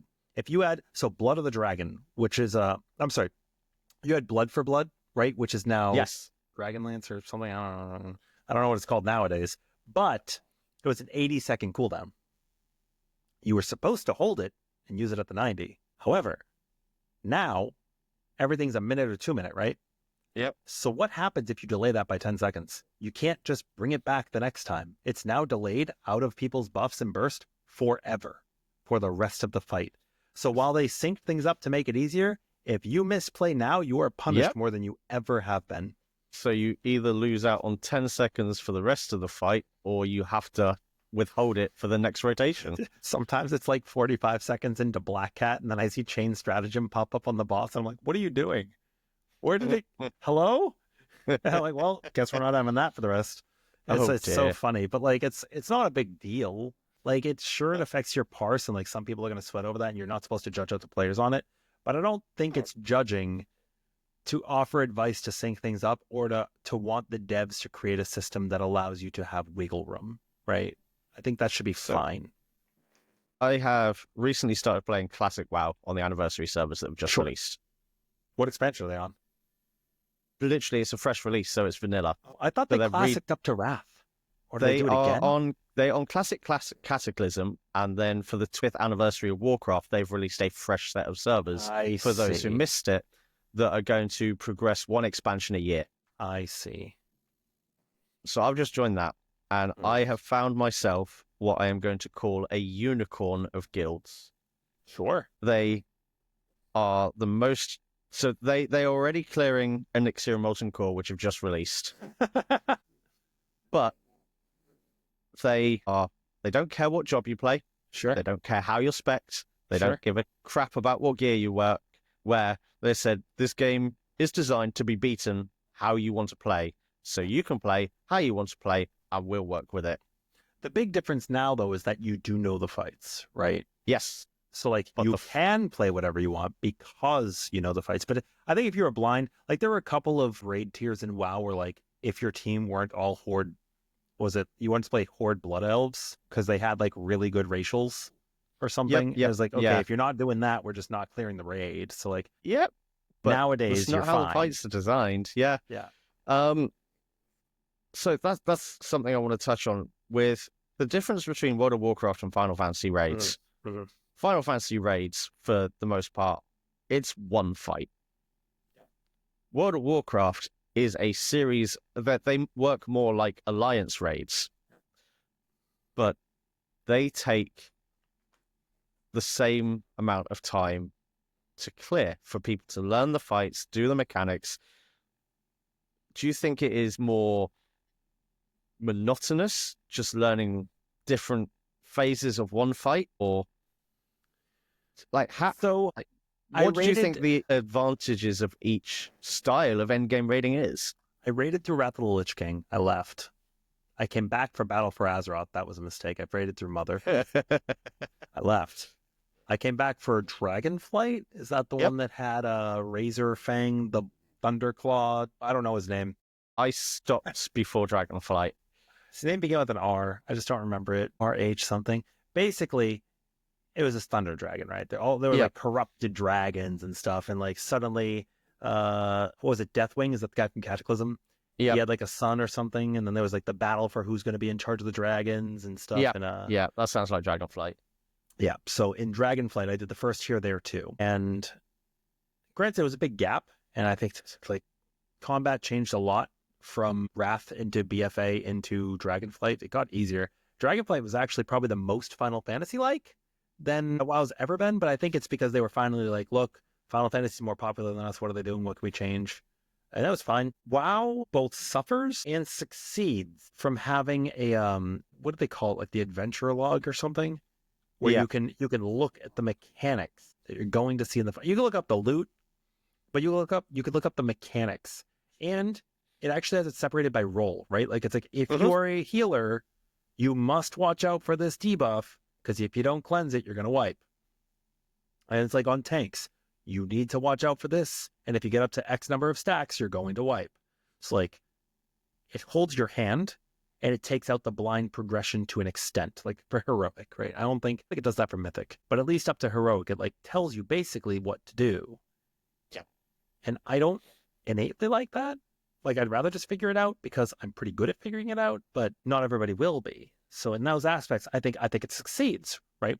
It helps you be able to play whatever you want because it's like, hey, here's the basic idea. So then you see this and you're like, oh, well, I'm not going to bring my blood DK because I'm not going to be able to jump around. I'm going Vengeance Demon Hunter because now I'm going to be able to traverse the map. If you're going to be knocking my butt back, I want to be able to jump back up here. These types of things are very important. And maybe in Final Fantasy, something happens and you're like, all right, how many AoEs did we get hit by? 2, I think. And it turns out it was 3, and now it's a role-based mechanic. You know, but in WoW, it's like, okay, you're going to have 2 people targeted by this, and it's going to hit these number of peoples, and if you're close to the boss, you're going to die. So I guess it's not necessarily an answer to your question, but I think WoW has a really good setup there, and they don't ban add-ons, but they also design them, for them to be encouraged. And I think they probably draw inspiration from what people have developed as tools onto how they can evolve the next raid series. That being said, you can absolutely clear the raids without add-ons. It's just so much more difficult. But I did it. I didn't want to use add-ons, so I didn't. But it made it harder, but there are ways to still see what you need to see. Like Waycrest Manor is a good example. I had a friend at one point be like, how do you know what mechanics are happening? Did you look? Because we were doing it blind. And I was like, no. They're like, but you're not using... What was it? Auras or something like that? Deadly boss mods and all that sort of stuff. Yeah. And I'm like, I know I'm not using it, but underneath the boss's name, that's an orb debuff on which one we need to attack. Like, I didn't even realize that was there. I'm like, and you won't if you're paying attention to all the UI stuff. Yeah. So what do you make of the low blow that Blizzard took on Square Enix with their new player housing announcement? Did you see it? I did not see it. Okay, so I've got a snippet up here. They're giving everybody a house. There's a whole article. Okay. But the focus is, this is just one section from the article. As a part of our focus on wide adoption, we wanted to ensure that housing is available to everyone. If you want a house, you can have a house. There are no absorbent requirements, no high purchase costs, no lotteries, no onerous upkeep, and if your subscription lapses, your house doesn't get repossessed. The first 2 you could probably say are like based on other games, but that last half is all Final Fantasy. Man. Houses are shared amongst your warband, with different characters able to come and go as you see fit. Housing rewards are shared across your warband, so you'll be able to use your collection, your decoration collection, no matter like, which how do you see character somebody else's house? Do they have that listed? So this is another thing. So before we go in, let's just carry on reading here. Before we go, we want to mention the concept of neighborhoods. Houses are organized into roughly 50 plot neighborhoods, letting players live next to each other, work together, and share in the rewards of being part of the neighborhood. Fair. Neighborhoods are instant, but also crucially persistent. so your neighbors can be your neighbors for years to come unless one of you moves. Neighborhoods come in two flavors: public neighborhoods, which the game servers are responsible for creating, needing, and maintaining, and private ones, which are created by groups of friends or guilds to inhabit, progress, and customize together. Do they have screenshots of like what the houses are like too? They Because like obviously have, Final Fantasy has small, medium, and yeah, large, right? But I wonder if it's going to be 50 of like the same house and then you customize it as you see fit. I think it's 50 at the same house. I will put the link to this article in the description. I'll have some pop-ups going on for the Final final Fantasy take final notes. thing. They gave us all an island sanctuary, but like There's a lot to do, and it's actually making me want to play Retail WoW again for the first time in a long time. okay, so this is when you ask me what my favorite housing system in MMO is, because I played a lot of MMOs. And then I tell you it's Tibia. Tibia had a housing system where it was all overworld, right? So you could PvP anywhere, but your houses were safe zones. So you really wanted to have a house. And the way you got a house is you would put a bid on it on the website. And then you'd have a week to bid. So like nobody would be bidding on it. Then you put the amount of money that you want to spend, and it will take out the minimum amount required to win. So if you're like, I have 1 million gold, it would be like, okay, current bid is 0. So and then kind of you look works on like the website. Works like eBay auto bidding. Yeah. And then so like you would go on and you'd be like, Rin has this at 0. And then you're like, okay, I'll bid 1,000. And then it goes, Rin has this at 1,001. Yep. And then finally you bid up and it's like, now you have it at 1,000,001. And the thing about you counter bidding is you don't actually have to have the amount of money that it says to outbid somebody. But by the end of the week, you better, or else you're going to be penalized for lying. Fair enough. But it was cool because it was a community-driven cash sink. So like we had our economy, and the way that they drained our economy was, so I got to get wireless headphones because those are so cool that you could just get up and do whatever you need to do, because sometimes my puppies need their attention. But yeah, you would just bid, and by the end of the week, like, it was a good way to drain the economy and keep it going in a way that meant something. Like, you're like, okay, is this house worth this much to me? No, I don't want it. I can go for a different one. So that leads quite nicely onto what I want to talk about next. Communities in different games. I said we'd come back to it. The big reason is in Final Fantasy XI specifically, if we've talked about XP penalties, level downs, all that sort of stuff. A way to negate part of that was being resurrected. If you teleported to your home point, yes, I know. Yeah. So if you teleported to your home point, you lost straight up 10% of your XP. Yeah. And then there were 3 tiers of raises that white mages could perform that negated more and more of that XP. In Final Fantasy, as a white mage, 99% of the community, you did not walk past a down player without raising them. You did not walk past a solo person fighting without putting a regen on them or giving them a cure or giving them some form of buff. Alive. It was the same with... So mobs were locked. If you targeted a mob, you weren't in a party, no one else could attack that monster. But there was a call for help mechanic. The downside of the call for help mechanic, it then negates all XP and loot that monster could drop. But if anyone called for help, it popped up on your minimap, so anyone could see it. If someone wasn't busy, they would rush over and help to stop you potentially losing 10% of XP. And when you got to the 70 plus levels, it could take up to a month to get a level. It was really bad. I found the same thing very similar in Classic WoW. Doesn't happen in Retail. In Classic WoW, when the first Classic WoW came out, I can't speak for whether it happened on the American servers or not, but on the English servers, when you started as an orc there's a scorpion you've got to kill for a quest at the very, very start. You can tell people are British when they queue. There were queues going back where people would group up in a party, kill the monster with the 5 people that were in front of them, they'd kill it, move on, and the next people would move up. And there are screenshots of this happening. That's so funny. That was like Robon's wall in Stormblood. We made a line in Balmung. And people said the line didn't help because of instant servers, but it did help because Balmung had thousands of players who were actively waiting in line, which meant they weren't queuing. Yeah. So it helps. So I was laughing that whole explanation because I told you that I got my friend killed by sitting. Yep. The white mage. Taru? Yep. Is that what they're called? A Yep. Taru ran by them and stopped. And he was like, res, please. And they said, don't have. And then cast spells at a higher level than resurrection. And then ran away. That, again, that is also possibly feasible because I don't know for Raise specifically, it's been so long, but there were some spell scrolls that were locked behind quests that you needed help to do. Some of them were only viable from NPCs and they were exorbitant prices. They were really expensive because it was either you pay the NPC price or it's got a 3% drop rate from a specific monster in a specific zone. But sometimes people were just a little trolly. Oh, there was 100%. Was a big stigma there with culture, right? Like the JP community did not want to play with non-JP players in some facets of the game. Yeah.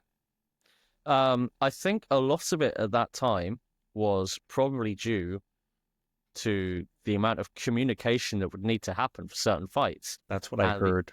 Because then you're just shit out of luck, right? Like, what are you going to do? Yeah. And Square Enix tried to alleviate that with the auto-translate function. And it worked to an extent. But yes, But that plays into my Tibia story too, because the way communities worked there were, if you were from North America, you started in the Swamp City and you stayed in the Swamp City because it's open world PvP. And if you were Brazilian, then you would go start off in the Crown City with the king. And then if you were, I want to say the last area was if you were Polish, you started in Karlin, which is like the Queen's City. And then anybody else just started wherever they wanted. But as you would run into a group of players, they would ask you if you spoke their language. And if you didn't, they killed you on the spot. It was really bad. But like, people were very like, patriotic, right? So it was like a lot of guild versus guild and guild stuff because of what you said with the language barriers. So obviously, if you're trying to have this PvP stuff, you want to be able to communicate, and there was no auto-translate. So you met up with players who shared your latency and shared your language and shared your times of day. So it was very like, I learned Portuguese in that game very fast. And then suddenly I got to travel between cities. I started learning a little bit of Polish, but like the enemies up there just weren't good for me. So I didn't go that way a lot. But like as the game progressed, there'd be more cities and people started branching out. And in a way, it sounds very segregatory, but it also forced me to learn something that I may not have otherwise. Yeah.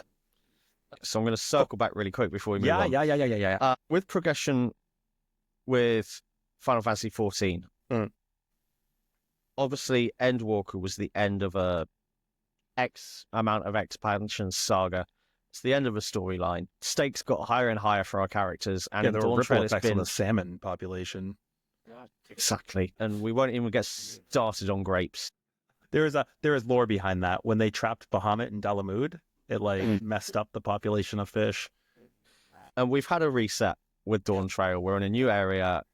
There are, touch wood, currently no world-ending threats in play that are going to blow up our planet. Dawn Trail has had, at least on release, a lot of criticism for, one, our character not being the main character, and then obviously the unfortunate...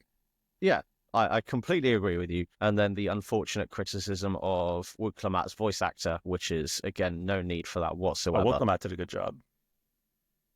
She's absolutely fantastic. If they didn't do basically a factory reset on the game and give someone else the spotlight or minimize the potential outcome of the story to being world-ending, because we've had world-ending for the universe ending and Endwalker, right? They were like, all creations going bye-bye.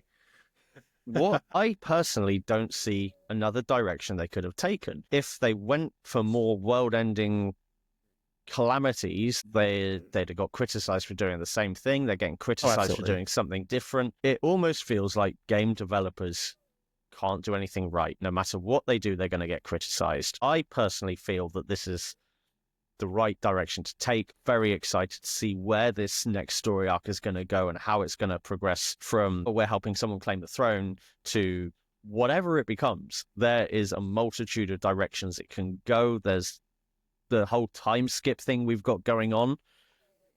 how do you respond? Dimensional travel, like obviously we Yeah. get to visit other shards, and there are people from other shards here now. Like, And so that's again another big thing. Essentially, they have just made Vana'diel from Final Fantasy XI canon in for.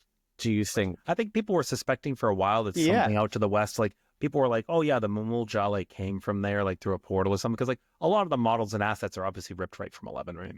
Yes, and then just updated. Do you think they could have done anything else after Endwalker? Yes. Or They could have not made it 3 hours before you fought your first enemy in Dawn Trail.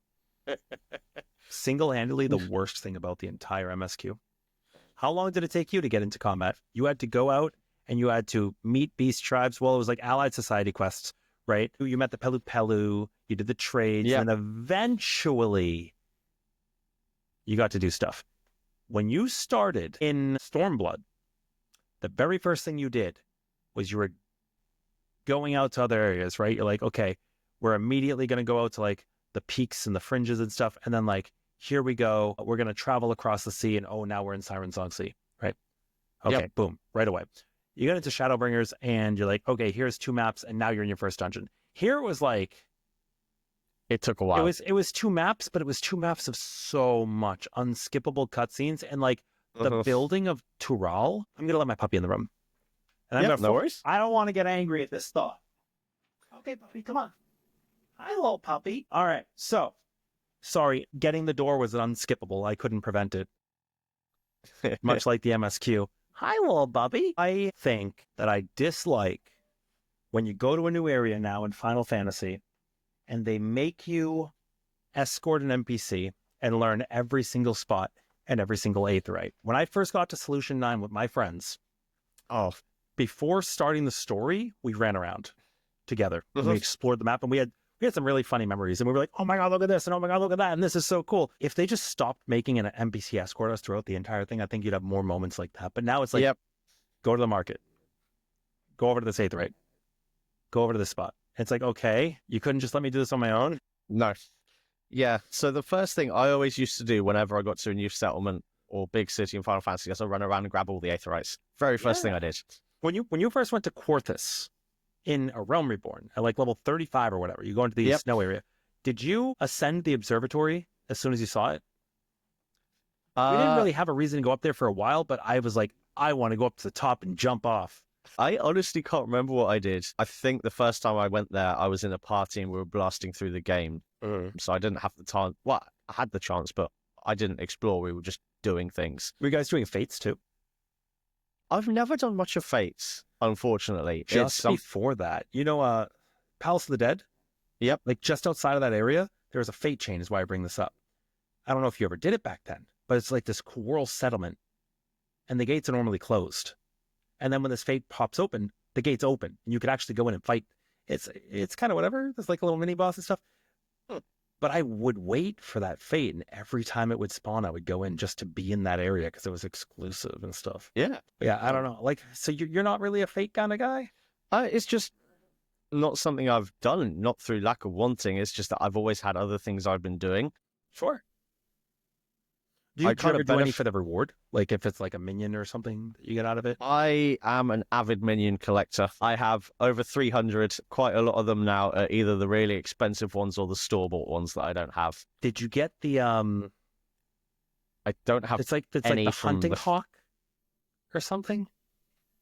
If I may have bought that one off the auction house. There was it was like diadem only, the very first diadem, the one where you actually fought, and then at one point they added it as like a Moogle Tome reward or something, and I was like, oh my God, this is gonna tank in price. But at one point it was really exclusive. Same as Morpho. Yeah. The moment they added that into the rewards for the firmament. Was Morpho from Amdapor Keep?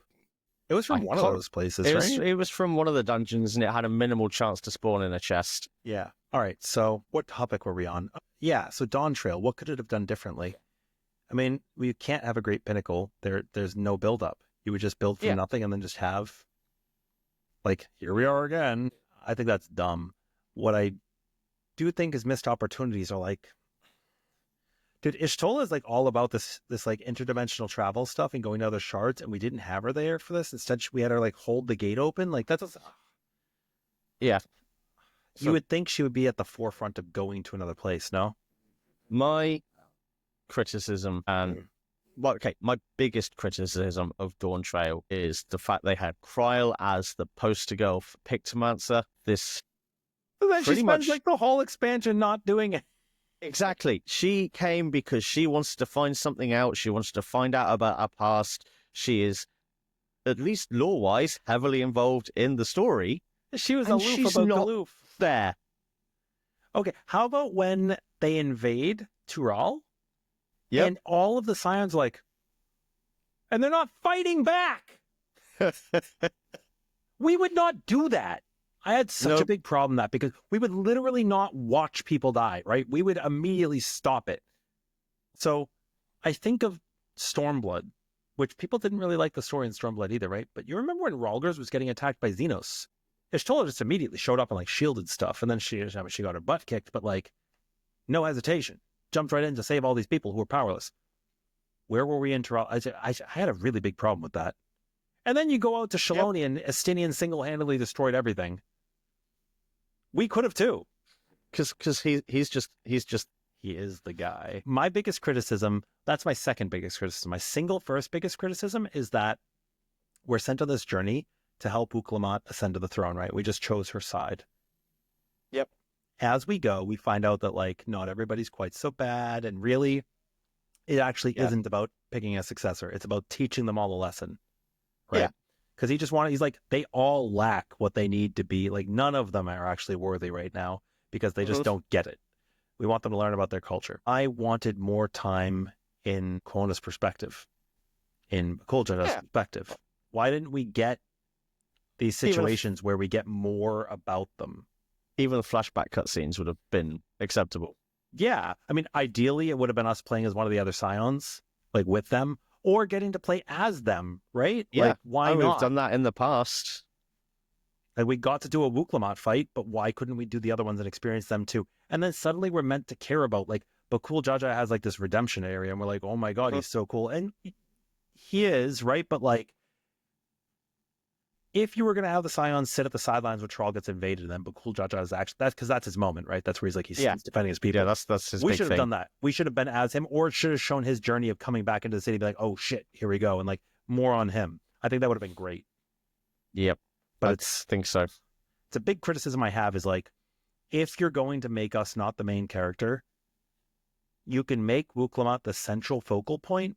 Please let us learn about the other people from this world. If you're trying to build a new chapter, teach us the chapter, right? And now suddenly like Kona's like the other person in charge, and we're like, yeah, great, we know still kind of nothing about him. He's good with relations, and Oriandra and Thancred picked him. I love Thancred. Tell me why. That's the problem I have. I think that it's a very big missed opportunity for them to have granted us third-person perspectives, right? Like, I mean, Yoshi P is the biggest troll in the world, especially when it comes to treasure dungeons. So you never know what he's planning for the future. That's true. That's true. It's just now moving back to where we were. Well, regarding the story point, I should also say that I have a skewed opinion, but it's also maybe an important note. This was the first story in all of 14 that I've ever wanted to and actively skipped. I went back and watched it on a second character, and I missed exactly nothing. I was confused. I was sure that I'd be confused at moments and be like, what is going on? It was all fine. Yeah. I missed basically nothing. And that's a problem to me. How would you feel if you skipped story and you didn't miss a beat? Because then like there were people coming into chat afterwards and like, you don't get it. All of this happened. And I'm like, yeah, I understand. Like, how could you? You skipped him, like, because it's obvious. I'm running from this point to this point. It's stuff's on fire. People are dead. Like, what are we doing? Yeah, but I suppose that kind of leads on back to our discussion now about RPGs and MMOs in general. Sure. How do you feel about modern day MMOs like Retail WoW, Final Fantasy? Do they still have the same impact? Do they capture the same magic as the old ones? Or do you feel because there is such a wide variety, and don't get me wrong, Final Fantasy and World of Warcraft are the big two, But there are so many MMOs now. You've still got ESO. Guild Wars is still going. Aeon 2 is about to be released. BDO's coming back out. Let me ask you a question. How long have you been playing MMOs? Since 2004. Okay. Back when it was still Final Fantasy and then a load of anime MMOs that were downloaded like Fiesta and Flife. Oh, I played Maple Story, Flife. Yep. I played Conquer Online. I mean, I could go Ragnarok Online. I put so much time into. Ragnarok's a great one. Did you have more time then than you have now? I did. Me too. There is perspective to be had, right? Yes. So I think when judging MMOs now, you and I at least have time against us because we have been spending so long in them. And the more you're saturated by something, the more desensitized you're going to become, which I think is why nowadays people have the internet and everything available at such a young age that like nobody has patience. Young generation, old generation, like nobody has patience anymore. Seeing 3-year-olds with iPads just blows my mind. Mm-hmm. So do you think an MMO that is ultra grindy would survive today if it didn't have any sort of, like if it was a brand new IP? I don't think it could survive. Chance. But yeah. And that's a problem because the other side of it is you make the challenge so menial, right? Like when you're leveling in Final Fantasy, people who want the leveling experience aren't really going to get it. Like some people can make alts and stuff, but you're just running dungeons over and over. It's the same content, right? So we have kind of like a boring loop, which is why I like raids. And the way I'm playing the game now is kind of like I'm coming back to the game because the raids are engaging and enjoyable. Yes. And then when we're done with the raids and I've got my best in slot, I will stop and play something else. And that is not bad. No, it's so not. Many people identify with one game and like, I never would have gotten to play. So the Like a Dragon, like Yakuza RPG series, I had not played it before. Have you just started playing it now? So I saw you've just recently played the Pirate Yakuza. It's confusing to say because over here it's called Yakuza, but it's always been called Like a Dragon in Japan, I think. So if I say I played Yakuza Like a Dragon, I do mean the Ichiban game because that was called Yakuza Like a Dragon. Like Dragon. That was my first one. Okay. And I played it when it was new, but I played it off stream because I'm like, well, it doesn't really like, it's not the Final Fantasy 14 like kind of vibe, and it's definitely much more mature, right? Yep. And it's also the first one that was turn-based. Yes, because like Ichiban's a big Dragon Quest fan. Yes. And I think what happened was, if I remember correctly, I read something where, because it's Sega, right? And they had put out an April Fool's joke about a turn-based Like a Dragon, and so many people were like, holy shit, yes. That they were like, oh, okay, yes. But like, what I'm learning about the Yakuza series is they're not afraid to just go off the rails with whatever they want to do. 100%. So I have played through them all with the exception of Inshin, which is the I got a question for you then. themed one. Do they always have a chicken? Ooh. Okay, No, you know what I mean? There's like the chicken guy. Well, so like in Like a Dragon, there's the little chicken dude, and in Pirate Yakuza, there's Chicken Man. There are so many reoccurring elements. Do you play it in English dub or Japanese dub? I play it in Japanese with the English subtitles. Yeah. Okay. So that is so good. Just a side note, the person who voices Majima is in English is Matt Mercer. Oh, that's good. Yeah. That's really cool. But yeah, so no slight against the English voice cast, by the way. I'm all for 100%. I also listen to it in Japanese. The emotion is there. So good. Dude, Japanese voice actors hit like a different level. I don't know how to explain it. But like when they start screaming and stuff, it's like... What I love about the Yakuza games is the story is so in-depth. It's so serious. There are things coming that you don't see happening. The twists, the plot twists. You know there's going to be one. But you still don't know how it's coming.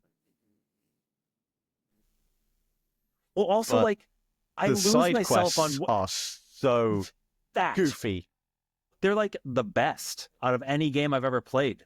100%. Sometimes I forget that I'm not doing MSQ because they put so much into them. Yep. So I I am halfway through a replay of Yakuza 0. Do you recommend that one? I recommend playing them in chronological order with the remasters. 0 first. So 0 is a prequel to Yakuza. Does it have callbacks that, like, obviously when it came out, you'd already played other Yakuza games, right? No, I actually started from 0. Oh, okay. And so I see it from, now that I've played both, I see both perspectives. Like from playing Yakuza, I appreciate what Yakuza 0 did. Yeah. But then I also I was surprised by the progression. Whereas other people were like, oh, so that's why that happened. I'm like, dude, shit, that's happened. I played the Pirate Yakuza demo, and there is karaoke in like all the Yakuza games. Yep. Everyone has karaoke. Everyone that I've played has like pool or darts. What's my character? Is it Mojima? Is that Majima Goro? Goro Majima. Yeah. Yeah. His song had spoilers to another game in it. Yeah. So that was like, sad. They have so much. They interlink. They're referenced in other games. Oh, dude, can we cycle back to 14 for 1 second? Did you see the last Live Letters preview for the next raid tier? I have not.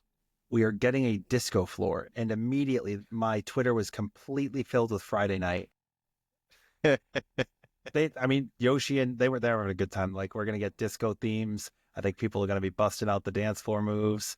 So it immediately brought me back to Yakuza because that's where that comes from, right? Yeah. Yeah. I fully recommend, even if you don't stream it, doing your own playthrough of. I've been enjoying them off stream. It's nice. This is going to sound weird, but it's nice as a cozy game when I'm like lying down. So, but the other thing is like with the first time I played through, I just blasted through the story. I wanted to know the story. So you also skip side quests? To start off with, yes, because the first time I played it, I didn't know much about it. I didn't know that you were half not a the knower. fun content was in side quests. Sure. Also, to unlock certain abilities that makes the game easier because they're your good abilities, they're unlocked through side quests. They're unlocked through mini games. Like in Like a Dragon, there's like the Mario Kart. What's a Dragon Kart? Sorry. Yes. Not Mario. Yes. And you get different things that way too, or like extra jobs, subclasses and stuff. So I assume it's the same way in the other games. Yeah, maybe very, not very similar. But like different gear. Yeah. So, yeah, it's just. What is Yakuza Zero's? Does each game have it seems to have like a mini game that is a reference to another game?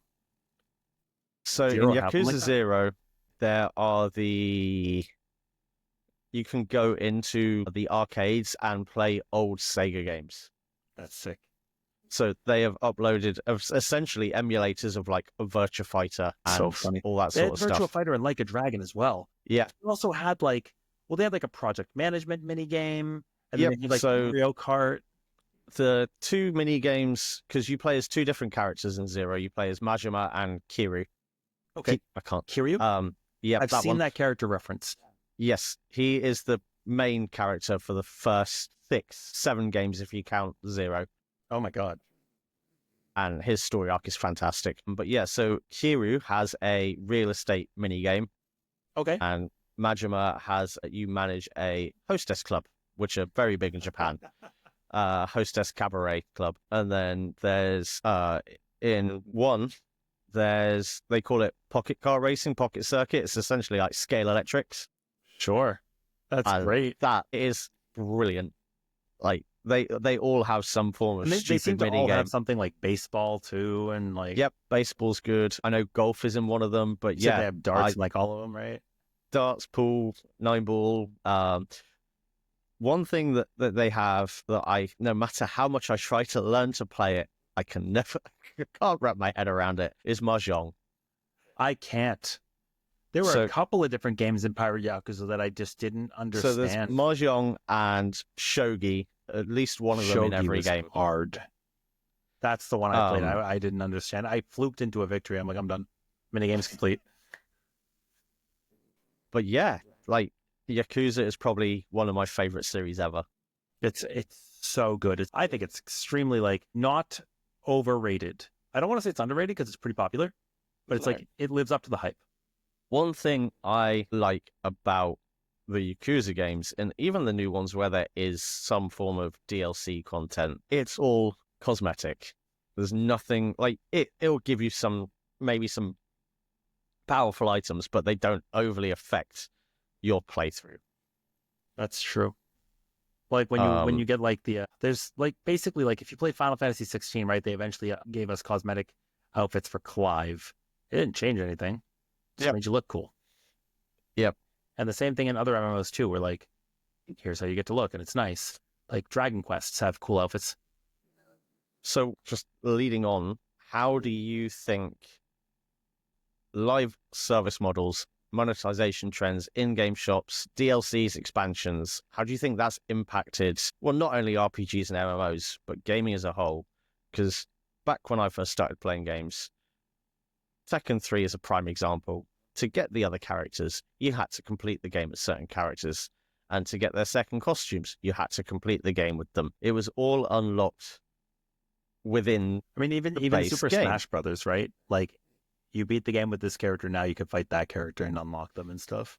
I understand it's a business. They are out to make money. New Smash does make you pay for the new characters. Mm-hmm. But I get it. They're a business. They're out to make money. Without money, they wouldn't exist. You're asking how I feel about games nowadays being, for lack of a better term, they're incomplete, with the intended completion coming at a later date. Yeah, same as, like, slightly different, but early access games on Steam, they're often, they use early access to fund development sometimes. I mean, like Path of Exile 2, right? Right now, like, it's early access and you can buy it to get access to it, and then sure, they're going to use that to have development costs, but they even admitted, they were like, there was so much we were missing that we need to, like, they stopped working on the new season of Path of Exile 1 because they couldn't afford to send the developers back to that game. But I feel that if I enjoy a game, I would much rather pay for an MMO. I would much rather pay a monthly subscription than have a cash shop where someone can buy XP boosts and level skips and really good items and throw off the balance of the game. And there's a new game, MMO, that's come out that I was really enjoying for a time called Quinfall. Okay. Have you heard of it? I have not. So, but I do know that Diablo Immortal, is that the one? Was like super pay to win. So, Quinfall is been compared to PAX DA, however you want to say it. It is claiming, and if they manage to complete this game, it will be the biggest map in an MMO. It is very, very new worldy in terms of combat and content. The developers have had a very, very rough launch, to the point where New World's launch was Quinfall was worse. Oh my god. They got review bombed within 24 hours because of how bad the game was launched. There was server issues. They weren't ready to launch. They should have known that from the playtests they did. They launched it without. Do you think there's a pressure, though, from the player base to have it be released because there's an expectation set? Yes and no. But the players also expect a certain standard when the game is released, and the problem that they had was the communication was lacking. They released it where there was any MMO that releases now, especially that there is no excuse not to do it with the history of MMOs and how they work. There wasn't a server queue. It was just free-for-all. Like Tibia used to be, even like they learned. Tibia used to be.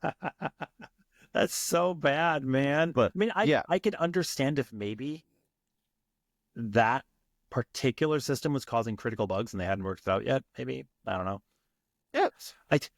You asked if MMOs hold their charm, right? Like, this is part of the problem. Yes. Both from the developer's standpoint and from our standpoint.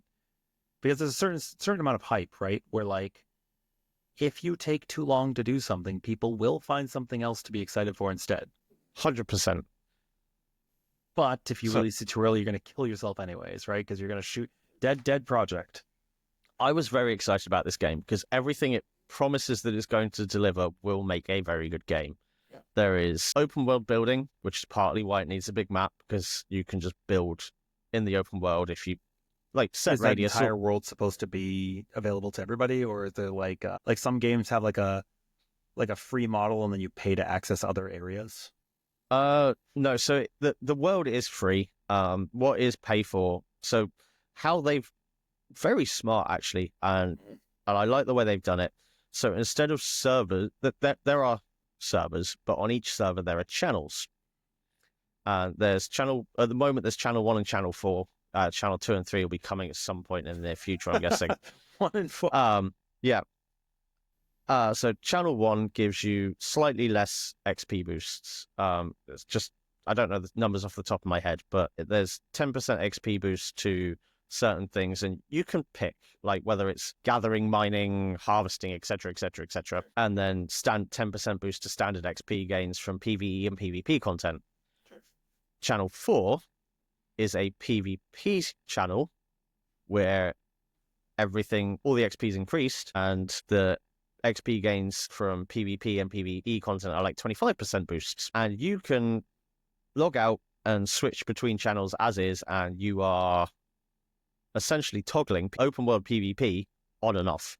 And you log out and you log back in exactly where you are. So if you log out in PvP and you don't really think about it, you log into the PvP channel, you can be dead before you load in. That's so funny. But they've got some really interesting mechanics, like there's caravan and caravan thief mechanics where you deliver parcels across the map, ship and pirate ship, merchant ship, pirate ship. But it's like multiple types of biomes that you're interacting with. And there's like 4-5 different biomes. But the problem is those buffs that I've just told you about, and it is explained whilst you're because you can pick one of 3, and it is explained. I missed it because I wasn't reading properly. And hold my hands up, that's my fault. I didn't read. Most people don't. You cannot swap those buffs unless you pay. How they get you. Very small print. Inventory locked behind payment. Increased inventory locked behind payment. That is the same in Path of Exile. Yep. But like every 2 weeks, they send sales on the stash tabs for your inventory. Yep. But then massive XP boosts locked behind payment to a point where it could disrupt game balance. I mean, it's the concept of having like a whale in a gacha game, right? Like if that was open world 100%. PvP, then the person who's the whale is going to beat you. Yep. I think it's because I've grown up around games that didn't have that. Yeah, every in-game shop that I have played through at time of release, with the exception of Elder Scrolls Online, has been purely cosmetic. See, so my first experience was Tibia, and the game was free to play. But if you paid for premium, just like they had membership in RuneScape, you got access to additional areas. And you could enhance your job to make, like, you get a promotion. And you would get more experience because you had access to other creatures.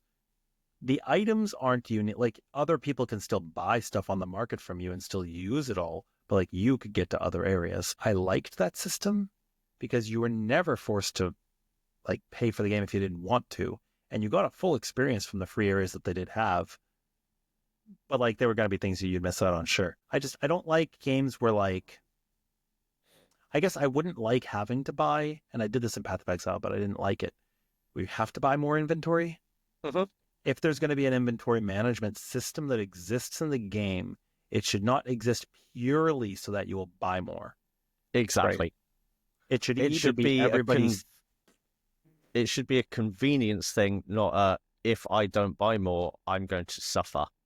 And that's so on Path of Exile, I was like, I would like to save these items for later. And it was like, if I do not buy more stash tabs, I have to get rid of these items because I don't have any more space. And that was kind of bad. I didn't like that at all.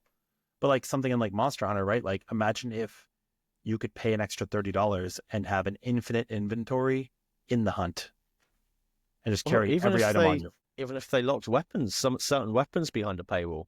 The bad thing is that would probably still be accepted. Or like you played Iceborne?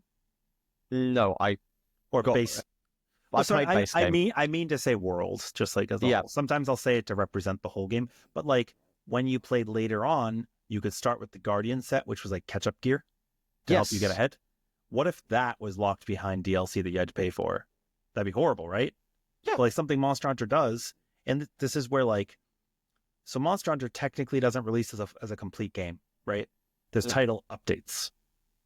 but every single title update is free, and it always has been. They even had rotating events on the PlayStation 2 Monster Hunter. It wasn't events you could download because, like, yeah, they were just starting out, but it was like every other weekend there'd be a different event, but anybody could access it, and it wasn't paid for the internet either. So it was great, and still to this day, every quest is accessible by everybody, with the exception. There was a time-limited item you could get from an Assassin's Creed collaboration. There was a mantle for that made you actually run faster. So, like, I think it's game-breaking because you actively are moving faster. Yeah. But I think it was on like on the Assassin's Creed side of things that probably limited the amount of time they were allowed to have it in the game. But like everything else has been free. Everything they put out has been free. Even like the collab with 14, right? That's permanent. You can go fight Behemoth if you want. It's fine. Yep. And now, like, if you go play, it's permanent. Like it's now it's a complete game, right? If you were to go play it right now. Yes. I'm so glad that wasn't time limited because it took me so long to get that Rathalos mount. Yeah. And like, there's an expansion you have to buy, but you're okay with expansions, or do you think they should not be paid either? Because sometimes non-MMOs have expansions. Yes, when it comes to MMOs, I like what, and I don't know if they're all like this. I haven't played enough recently to know if this is true for all of them, but at least the big three, Final Fantasy, ESO, and World of Warcraft, if you buy the latest expansion, you get access to the previous ones. Correct. And not just the previous one, but like the whole set. Yes. But I think that is the right way to do it. Bundles, right? I think you could buy sets of 3 or something. Yeah. I think it was around Legion, maybe? No, because I played it briefly in Burning Crusade, not enough to say I played it. Mm-hmm. I started playing it with my wife. I didn't realize she played it. She didn't realize I was into MMOs, and we started playing. I joined her server, and we played from the Mists of Pandara pre-patch in Cataclysm. Yeah. I like that too. That's something WoW does really well, right? They give you like a precursor set. Yeah. So I bought Mists of Pandara, and I got access to everything. So it was at least from that point. Okay. I don't think it existed definitely not in Wrath of the Lich King. They were too big then. It didn't in 11. It probably still doesn't in 11 because of how it works. But there's maybe a bundle. I don't know. But yeah, like 14 now, you just buy it. You got it. I like that. Not technically a feature, but leading on to that, what RPG and MMO features would you like to see more of in games? Like, I feel MMOs like to try and accommodate, especially with 14 now, it tries to accommodate everyone and every style of play. You've got the high-end... You've got the high-end raids for people that like the grind and the competition. You've got island sanctuaries. You've got chocobo breeding, chocobo racing, player housing, and then player housing gathering. People like that too for the market. Housing just leads into a whole nother kettle of fish with the RP. Have you seen people do like housing jump puzzles? Yeah, I didn't. I kind of got it when we went to Kugane. Because there's that vista that's at the top of the tower. And you got to jump off just right. And I didn't realize until maybe 2 expansions back that there are jumping puzzles in most major cities outside of the base game. Yeah. So for Mordona and for Idyllshire, it happened as the patches were happening, because those cities were rubble at first, right? Yeah, they got built up, and as they got built up, there were different things you could like jump on. It's really cool. Yeah, there's jump puzzles all over the place, but there are player-made jump puzzles that actually have logic to them. Like if you're in a certain spot and you sit, like different panels will move and change color, and like it is actually so intricate. It's like what is it called in Minecraft? Redstone? Yeah. It's like that, but in 14, and it works, and it's crazy. What the player community in 14 come up with by themselves is ridiculous. Like, I want to know, like, when it comes to like decorating the housing, how on earth did the first player find out, well, if I do this, and this, that's going to cause that to fault? Like, it's the same principle. Yeah, same principle of like, the first people ever get person, out of bounds, right at the beginning. There were holes in the map all over the place, but how did you know? You're just jumping at it from all angles. For me, I fell out of the map once. I was just running around on my mount, just talking to people, and I just fell through the map. And I was like, Yeah, so I feel like games try to cater to so much, they don't always do what they intend to do well because they're trying to do so much. What sort of features do you think should be more prominent in MMO and RPGs? Like, a lot of them have gone away from turn-based combat, they're going to action combat. it's hard because I think what 14's doing, it does well. I think their combat is very well designed and engaging. And I think the content for casuals exists as well, but it's when they release it that's a problem. 7.2 is coming out, right? We are getting the exploratory areas, the giant scaled combat. We're getting like a new allied society. We're getting a new raid tier. Like we're getting new story. Why do they have to release like 5 huge pieces of content, all, like our relics, all at once? Why couldn't we get like intermittent patches? Like we get a 0.15 and a 0.18 and stuff, but they're largely like not anything really important, right? So why does it all have to come out at 0.1, 0.2, 0.3, 0.4? Yeah, it's been like what? We got a chaotic fight at Christmas, and we got an ultimate for Thanksgiving, American Thanksgiving. So for people who don't do the 24-player alliance, which, to be fair, that chaotic is pretty difficult content to do if you're not in a Discord with people, right? If you don't have resources. Like, I don't know of too many 24-player alliances that are not all, they're just completely random, right? I don't think they're probably completing it. It's too chaotic. That's the name. Yeah, exactly. Exactly. But I think that, like, there's no reason why they can't trickle things like maybe something every month. Would you have a problem with that? Because the raid doesn't require you to do the MSQ. No, so I would probably find that kept me more engaged with the game. It'd give me more things to do because I don't raid anymore. I don't have time. It doesn't. If I had a group of players to play with, I probably would. But I don't have the time to invest in it. I do other things. I've got other commitments that I need to, like this one. He's a big commitment. So cute. I don't have the time to raid. If they released content like that instead of how they do it now, I'd probably find myself more engaged with the game and playing more often. I mean, my sub hasn't lapsed. They're still getting their money. Because I'm not gonna ever not play the game. I'll just keep there's sub. also like choice paralysis if you did have the time, right? Yeah. What are you gonna do first? Are you gonna do this and now you're gonna get spoiled on that from somebody on Twitter, or maybe you're gonna do this and miss out on the other piece of content? I haven't actually. I played through Dawn Trail's initial release, completed the story, stopped playing. Came back for Echoes of Vanadiel, completed that, and I haven't touched it since. I unlocked the dungeon for expert. I did not do the story after that. I haven't, if I am playing a game, I like to be heavily invested in that game. So I will often leave it many patches so I have a story to get invested in, because that for me there is not enough story released with each patch for me to play that game and enjoy it. I mean, some of the patches like 6 quests and you're done, right? Exactly. I don't know, man. It's hard. I am thankful right now because we have a lot of games coming out. I'm thankful that there's not a lot to do in my MMOs, so that I could step away and then I could play like Monster Hunter Wilds, because I'll have that game coming out at the end of the month, which is in a week. And then we get our patch for 14. We now know the date, right? We don't know the date, but we know it because they just announced the Moogle tomes. So we know that the patch is going to be the last week of March. And that means the raid tier will come out April 1st. What a day. Or will it? Yoshi P. Or will it? But the problem with that is, will I be done with Monster Hunter in 3 weeks' time? Not a chance. Not a chance. Where have my games been the last 6 months? I just spent like 4 months doing nothing. Because like when you're raiding in 14, the gearing is both too slow and too fast, right? Yeah, it's once you've cleared the raid tier, you're done. If you don't want to parse, you're done. You've completed the fight. You have what it takes to beat it again. Yeah. If you're going to get the gear for ultimate, sure.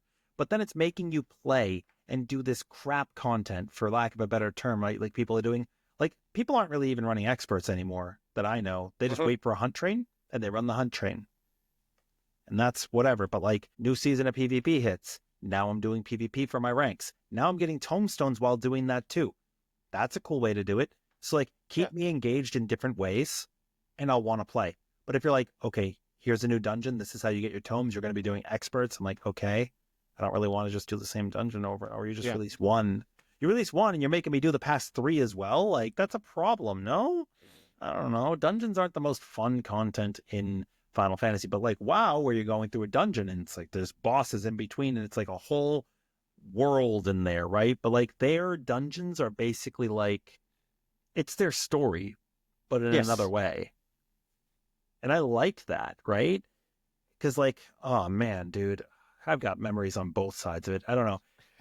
You can't make everybody happy. And I think I'm in a position now mentally where I'm satisfied with having less to do. I'm okay with not being in love with everything that 14 has to offer. I'm cool with doing the world race and it taking 1 day. We were done before dinner. That's cool for me because the casual players are still going to be at it for like months, and that's fine because they're not going to be impacted, right? But the people racing, imagine if you can't race because it's a 3-day race and you can only get 2 days off from work. And now you just have to leave your team because you cannot play. That's awful. But I know that's an unpopular opinion. I mean, like people want harder, longer content, but I'm cool with being done faster. And if I'm done faster, I could watch my friends, right? Like that's what I did. This raid tier, I finished, and then I 9th man did callouts for my friends in voice with them for their teams, and they were able to prog really fast. And that was really magical. Very cool. Speaking of watching people and watching others, moves on nicely to content creation. Oh, I've never done that. When did you start? What was the trigger? Yeah, I know we spoke about this briefly. 2003. Yeah, you remember when the dinosaurs were around, right? That's when I was making content. They actually got the world of Ark from my autobiography. Sounds about right. My knees would tell you about the same thing. So my first stream was actually a game that I don't know if you've ever heard of. It was Super Puzzle Fighter 2 Turbo. Nope. It is a puzzle game, as you can guess, with Street Fighter. And I was hanging out in this retro gaming dude's streams, and he had a lot of like emulator arcade, like just open lobbies. And I started shoutcasting them, and people enjoyed it, and they thought it was funny. So then I started streaming it, and people thought it was funny there too. And then I was playing 14 raids, and I would stream just to like be able to watch my footage, see how I can improve.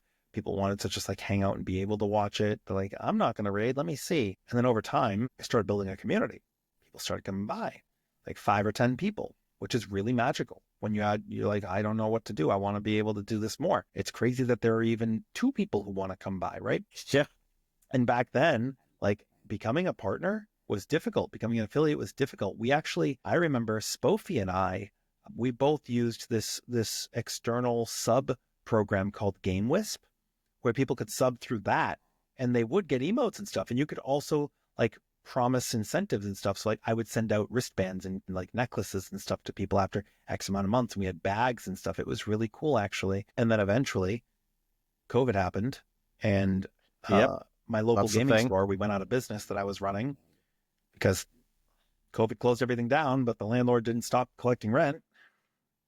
And that was it. We're done. So I started streaming more. People started coming by more. And I got my start because I was teaching raids. And nowadays there's the Ulti project and there's people always helping people clear. But back then, not a lot of people were willing to teach others and wanted to help them. Instead, they wanted like efficient parties to clear. So that was really neat because I got to be like one of the pioneers to like actually help people and put their foot forward. And one of the things that people said like they really liked about my content is that I was good at the game and willing to teach others to be good too, instead of getting mad at them for not being good. And, that struck a chord with me because it's what I wanted. I'm like, and I would tell people like my answer was almost always the same. Why would I get mad at you for learning or for not doing well if I want to clear content and I have helped gatekeep people out from doing content? My pool of players to play with is smaller. It is not in my interest 100% to keep you bad, right? Like it is in my interest to make you good, because even though I have a team right now, that team might be recruiting later and we might need somebody, you might be that person, right? Or in random parties, right? It's just, I wish more people would think about it like that. That it is in our best interest to just have better players. And telling somebody they're bad or telling somebody how to play is not teaching. Right, it's way different. So that's kind of how I got started, and then I became partnered when the year COVID hit, and from there I just started building my channel, and I was trying all sorts of stuff. I was doing different impressions and things. We changed one of our characters to Kronk. People had a really good time with that, so I started doing voices. I'd always kind of done voices, but like at certain points, people were like, "Do this," and I'm like, "I'm not a monkey. I'm not just like at your beck and whim." But then I was like, you know what? And then I get embarrassed. I get a little flustered. I'm like, I can't do it. And then like in the shower thoughts, I'd be like, oh, maybe I can. And then I started doing stuff and just trying and experimenting and doing solo challenges and like various types of content, like all tanks and stuff. And like people really liked that. And I was writing guides for different tank jobs and fights, and people really liked that. And just over time, it became really cool. And then I started having people reach out to like try their game or work with them. And that was like so humbling to have something like that happen. Like I will never forget, I got to be on the official Square Enix channel streaming for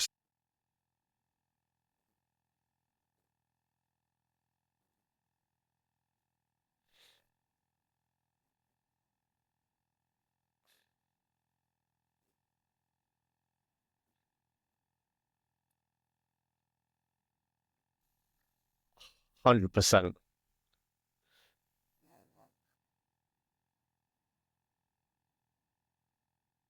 there's no patience for anything. People like want everything now and then the next thing and then the next thing. And like, there's so much react content and drama and it's all, I hate it so much, man. But back then it was all super cozy vibes and people were just like getting to know each other, like actually getting to know each other. I miss that. So you touched on working with Square Enix then. Who are the other companies that you've worked with, worked for? How does that come about? What opportunities have you been given and what opportunities would you like? So I think my favorite ways that I've worked with people either by reaching out an email or I've actually taken a shot and reached out to others. One of my favorite methods, because it is the most like authentic and genuine, is just when I go to conventions, I like to go up to people working at the booths of things that I'm interested in. And I just like talking to them. Not about the games, not about opportunities. I just talk to them. How are you going? Like, what have you been enjoying? Do you get a break soon? What type of stuff do you do? Have you actually played these games? What do you like to do outside of gaming? And just get to know them as people. And then when I see them at subsequent conventions and stuff, like most of the time they remember me and they're like, oh yeah, that was a really nice conversation. How are you doing? How's your puppies? And just those moments are very beautiful because I'm not trying to like, grind. I'm not working the grind and trying to get opportunities. I'm just living my life the best way that I can. And if an opportunity presents itself, that's great. And if I want an opportunity, I will go out of my way and say, hey, if I wanted to work with this, how would I? But I never assume that it's going to come my way. I always want to get to know people first. And so that's honestly how I got to work with a number of people, is just getting to know people. Like I remember when I got invited to the media tour, right, for Endwalker, and the person who reached out to me was like, I actually watched I learned how to play. I was like, oh, what job do you play? Like, I actually learned how to play Gunbreaker from you. And I was like, snap. Yeah, it was so cool. It was awesome. And it was very humbling. And then it turned out we actually had raid friends together and stuff. It was so cool. But like, it's something that I'll never get over, I think. It's a very, very humbling experience. And I'll never not appreciate people who find my content enjoyable and want to work with me. And then I have some friends who I met who, we stayed friends after working together, and it was really cool. There was this one game, Soundfall, that came out, which is like a beat rhythm type kind of like action fighting game. And it's like an RPG too. I met some of the people who made the soundtracks and some of the people who worked on the game and stuff. They sponsored me to play the game, and I played it all in one sitting, and it was like 21 hours. And I did it because I enjoyed the game. I was sponsored to play it for 2 hours. I played the whole thing. And like some of the composers were coming by and they were like, what did you think of this song? They're like, I worked on this. It was just really cool to get to talk to them live while playing their stuff. And it was just so cool. And then I ran into one of the guys at PAX East last year, and he was like, holy shit, you're the legend. You had the world first speed run of the game. Technically, Like, oh yeah. my God. Technically, yeah. It's so we hung out and it was really cool and it was nice and lovely. And it's just, like those types of memories are things that I'm never going to forget. They're very lovely. So I guess in short, how I got to work with companies is I took a chance, right? Obviously, the channel being successful, having people come by and support me plays a huge part in being able to get opportunities. But largely, I think it's just treating people like people. Like, you will miss every shot you don't take, right? But don't treat it like it's only work. Like, hey, can I stream this game? Can I have a key? Right? Like, I've actually had feedback from people say before, like, when you write emails, like, you wouldn't believe the amount of emails that just reach out and say, can I have key? And I'm like, yeah, I'd rather just, hi, this is me. Here's a little background. Here's the things I love. Like, I work with Bandai Namco. I work with Capcom, obviously, part of the Capcom Creators program. So I've gotten to do like the Happy Hunting Helper Hours. And we got to do like when Sunbreak came out. With Bandai Namco, I actually have a Digimon Survive backpack, which is really cool. Digimon Survive is like kind of like a horror type game. It was really cool. And I remember when I was talking to the one of the community managers over there about the game, they were like, "So do you like Digimon?" And I immediately took a picture of like all my shirts and stuff that I have from them. Like I was like, I saw Digimon movie like 13 times in theaters, so I can get every card. It was really cool. And we just started gushing and I'm like, that's really cool. You like .hack and stuff. And we're just having this back and forth dialogue. It was really cool. And then like I got to work with for like Elden Ring as well. I had broken my arm like right when it happened. So you can see the scarring and I have a metal plate here. And it was immediately after I had broken my arm that I was supposed to have this sponsored content. So instead of it being like a demonstration of me being able to play the game well, it was a demonstration of like accessibility because I was just in a cast on a pillow here. So what I did was I had it propped up and I would just control like the joystick like this. And like my right hand controlled all of these controls, but my left could only do this. I had some rude people coming into chat at some point like, did you know you could also press L2 to swing your weapon instead of just swinging with your right? I don't know why you're not using the left. And I was like, ow, that's not going to happen right now. But it was really funny because I hadn't played a Dark Souls before. Not really. Yep. And people were like, I was like, what weapon should I try since I can't really do much? They're like, a shield. You should use 2 shields. That was not a correct piece of information that I was given. It was a very difficult time. I made it about 6 hours in before I had to play some other weapon, but we beat some bosses with it. It was funny. And just those types of that game so gives cool. you that option to play with 2 shields. Yeah, it's great. Like, Elden Ring was fantastic. But like, yeah, man, I don't know. If I hadn't had those opportunities, like, honestly, I don't know. I can't tell you how I get these opportunities. I just try to be myself and reach out and do the best I can. But like at the end of the day, I'm just really lucky and fortunate, I guess is what I'm trying to say. So what do you think is the biggest challenge of being a content creator within the gaming space specifically? I mean, every content creator has the same challenges of discoverability and all that sort of stuff. But what do you feel is unique to gaming? My biggest challenge, this is very unique to me, I think, is that for a few years, I don't do it quite as much right now. I mean, I am with Wilds coming out. I was streaming 18 to 20 hours a session. Yep. Every single day. To give you an idea, 2021 is what we can use. Yeah, 2021. I streamed effectively while I'm loading this. So my biggest hurdle is that I'm always on. So you will see all of my life, all of my happy moments, my sad moments, my mad moments, everything in between, because I was streaming so much. Okay, I have it right here. In 2021, I streamed for 3,235 hours. Ow. Which is a very, very long time. That is an average of 9 hours per day. Granted, there were some days that I took off, but and then obviously there are sleeping. less than 9,000 hours in a year, so that's over a third of a year, like 24/7 streaming essentially. Yeah, it was a lot, and so you would always see me, which was nice. Some people like, hi, I got to go to bed watching your stream. I got to wake up watching your stream, and I think the biggest challenge for me is peer feedback and people who I have so many people who have had negative things to say about the channel who have actually never been in the channel.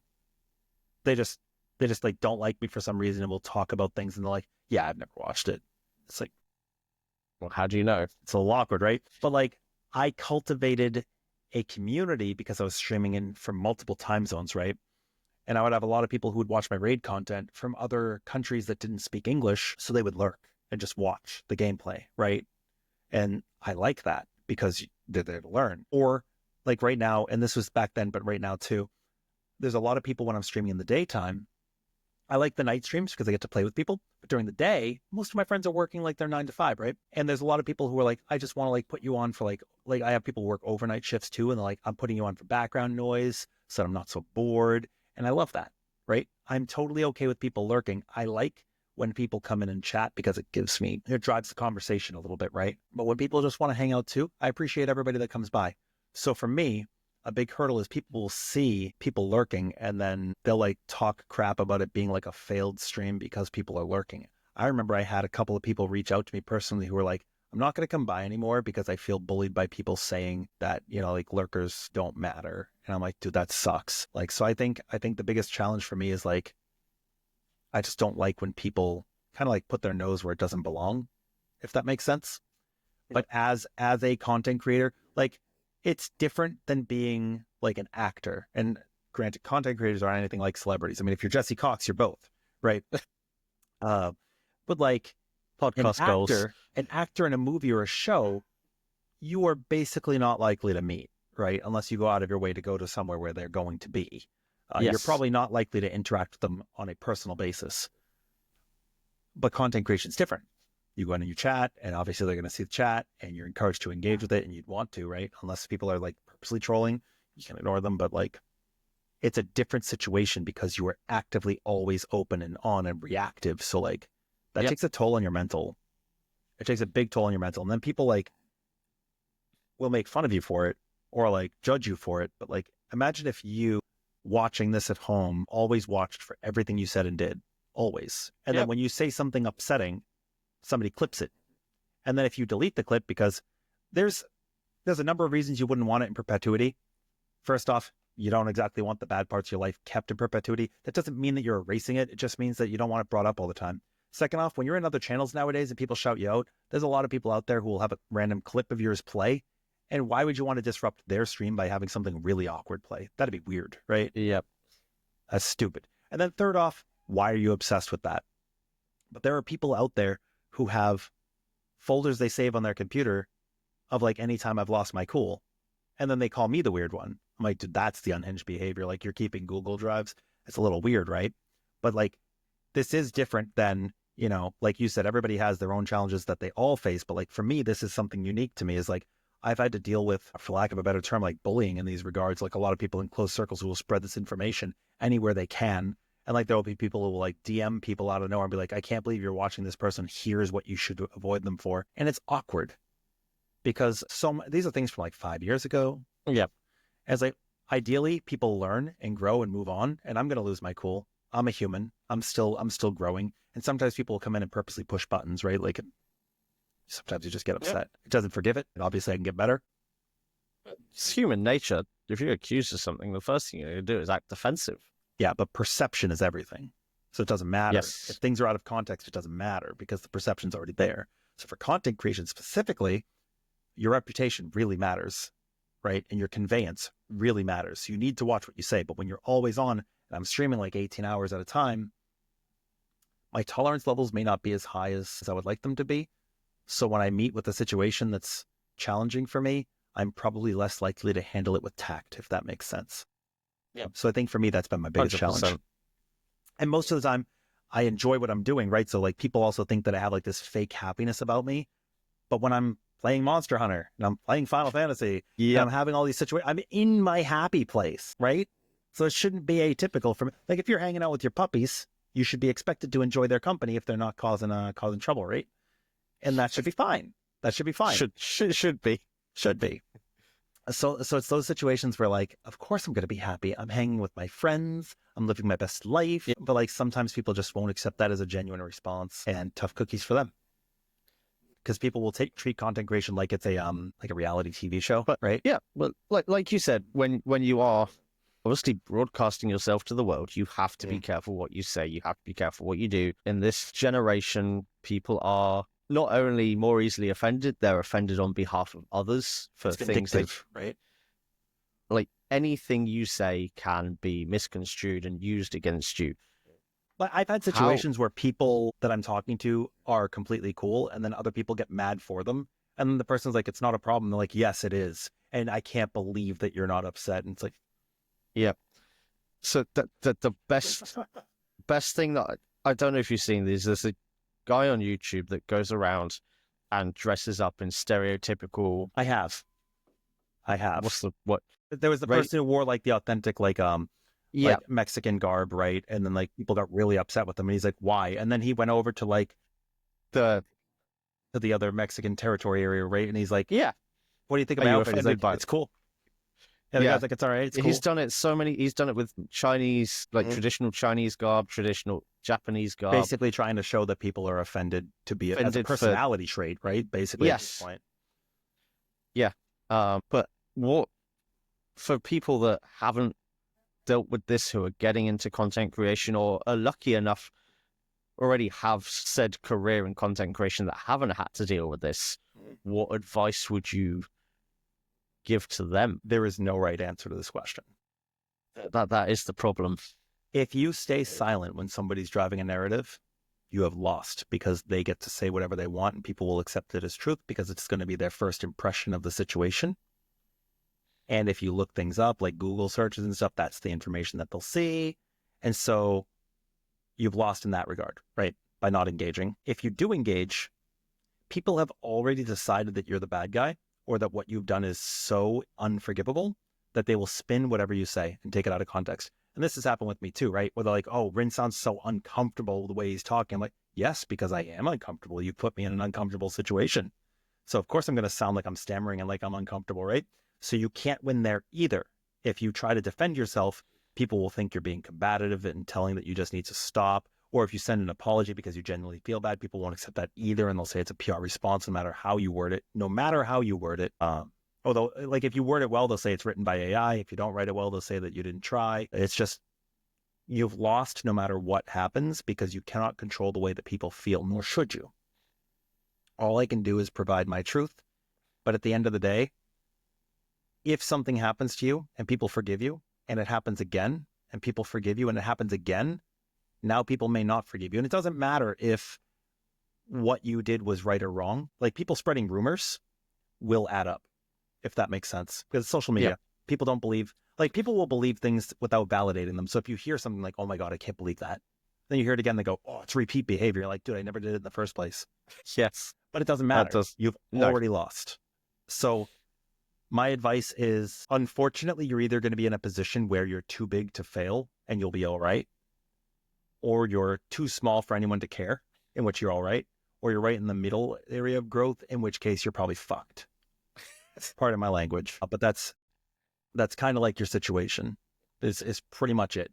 And the most you can do is try to move on. Content creators are held in a public light, which unfortunately does come with drawbacks. But what would you say? Treated like a figure, not a person. Like, that's another point too. Like, there's the parasocial aspect of it, where people say, like, viewers get parasocial, but it goes the other way too, right? Where if you try to act like a person, people will just treat you like a figure, like a streamer, right? And that's kind of shitty too. So that's enough of the drawbacks. What are the sort of the standout parts of? I know you've talked about this building community and stuff, but what are the benefits of becoming a public figure? Do you think there are any? A public figure or a self-sustaining streamer? Like, which are you asking? Both. Because I think there are people out there who are public figures who don't necessarily do it for a living, right? But have a good media presence. Yes. But they just do it to do it. So I'll touch on that, and then I'll touch on the other side where you do it for a living, right? Because there's benefits on both sides. Benefits to being a community figure is, obviously you get to speak your mind and people get to see it. So when you're passionate about something and you want to share it and you see other people getting excited, it makes you happy. It makes me happy. I love that. I love getting to share my experiences, because growing up, it was all about like cooperative games with people. I loved that. Even if we were playing something like Mega Man, we were taking turns, and that's beautiful. And also, as a public figure, you have more eyes on your interests. So like, if you try to make friends in your small town where you live, or even a big city or anything, maybe you don't meet anybody who has your interests. But online, maybe you run into your wife playing an MMO that they didn't know that you played. And yep. Now you're on the same server. You know, I met my partner at an anime convention. If I hadn't gone there, if I didn't have a recognizable outfit, maybe we wouldn't have talked. So like, as a community figure, I've gotten to make some of my best friends in the entire world that way because they wanted to hang out with me, and then I went by and hung out with them, and then we get to talking, and it's just a really beautiful experience. It's another reason why I stopped streaming so much, is because I wanted to make time to hang out off stream, because just because I'm on all the time and I'm okay with that doesn't mean that other people have to be on, you know? And then the side of like doing it for a living has its benefits for me specifically. I get to see my puppies whenever I want. I get to see my family whenever they're available. But like, I have so many things I get to do around the house now because I'm home, that if I had, you know, a 9 to 5 or a job at like a brick and mortar place, I would have to worry about their scheduling. Like, I also, if I want to do something like go on vacation or, you know, just do the raid tier or a new game, I could just do that, right? Or if I just wanted to like go for a walk, I don't have to be like, hey, can I take a break from my boss? I'm just like, okay, I just get to go do this. So that's probably my favorite benefit, is that you have control over your life and what you're doing with it. That is a rather big benefit. Yes. I suppose the only other people that have that benefit are, again, people that are lucky enough to be able to... maybe. Yeah, you are the boss. So, other than, just before we start wrapping up, one, is there anything else that you wish to bring up and talk about? Two, other than the patch content coming up, Final Fantasy 14 and Monster Hunter Wilds, and now, as we've mentioned, the Yakuza games, are there any other games you are excited for? Oh my God. How can I be? You just gave me like year? 600 hours of Yakuza. I did. I did. Oh, dude, that's so tough. So basically, Monster Hunter Wild is going to eat up like my whole March, right? And then the raid tier is going to come out for 14. And that's going to probably eat up a month of like re-clears and optimizing and learning the other jobs, as well as I'm probably still going to play Wilds.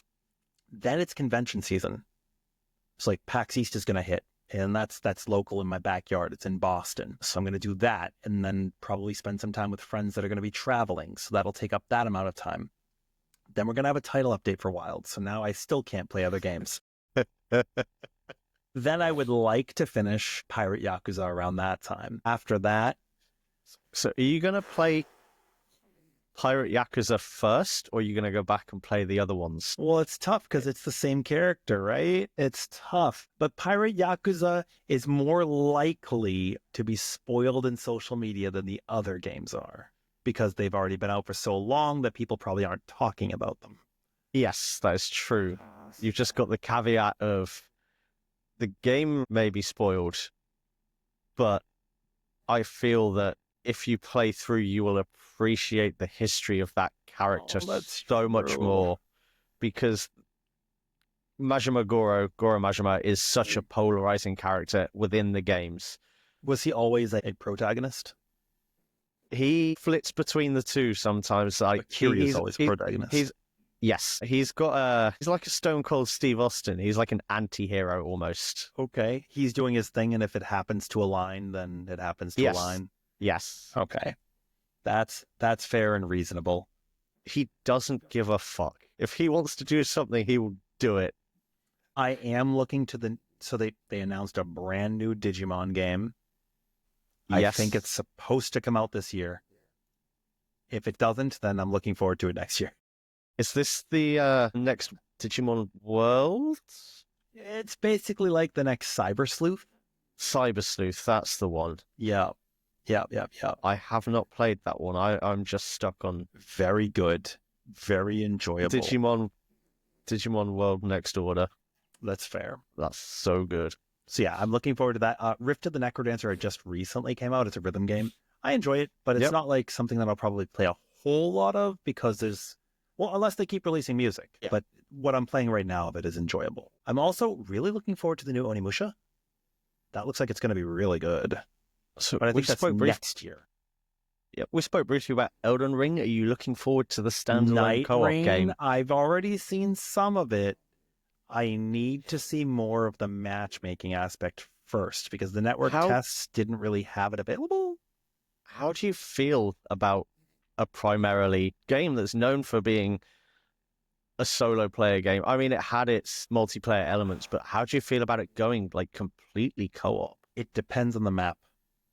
So right now, it seemingly seems like the map is the same every time, which means that it would just effectively become a speedrun with some sort of roguelite RNG a little bit. But if the map actually generated differently and let you choose, so you like drop in kind of like in Fortnite, but you don't choose where. It is a set spot every single time. But if they actually had different locations to drop, they've already said they're going to have different biomes, but that could just mean that it's the lava map and you start in the same spot every time, right? But if it's different every time, it has a ton of potential. They said it can be beaten solo.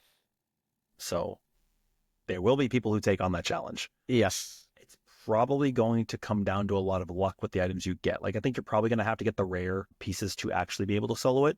But I liked Elden Ring. I liked playing with other people. I did not like that you could only play with other people on bosses. I know there's like a mod to play like seamless co-op, Yes. but like I want that to just be like the way you can play. Part of the game. Yeah.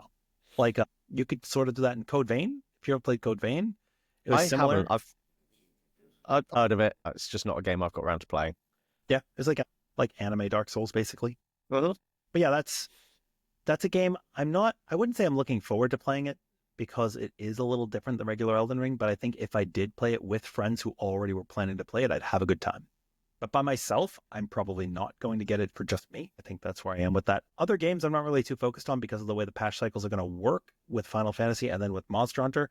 I think most of my other time is going to be spent doing things with my family and outside. Fair enough. Yeah, so before we wrap up, is there anything else that you wish to say, talk about? Yeah, what games are you looking forward to? What games am I looking forward to? Obviously, Monster Hunter. This will be my first time playing through it because I never completed World. You gonna play Insect Glaive? Are you gonna play? I will be going Glaive? probably Insect Glaive, and I tend to go for when I play games like this. I tend to go for quick weapons, so probably dual blades will be the other one. Okay, good choice. I have just downloaded Kingdom Come Deliverance to play through before I start Kingdom Come Deliverance 2. I have heard that Kingdom Come Deliverance 2 is so. One of my roommates picked up the game, and I was like, "How is it?" And he was like, "It sure is a game." That's it. Yep, I am obviously looking forward to Yakuza in Hawaii, and not a new game, but I have managed to bag Star Wars Outlaws on sale. I did not mention that I was looking forward to it because I already have it and I've started it, but I have not finished it yet. I am playing that at the moment. I'm about 3 hours in, and I am enjoying it. I am also a sucker for survival build games. So I've been playing a bunch of Soul Mask recently. There is a new game coming out called Atomfall that is set in England as if one of the nuclear disasters was much worse than it was. That looks quite fun. Other than that, because I am a fan of Pillars of Eternity, all things RPG, tabletop-esque, Sure. I will be playing Avowed.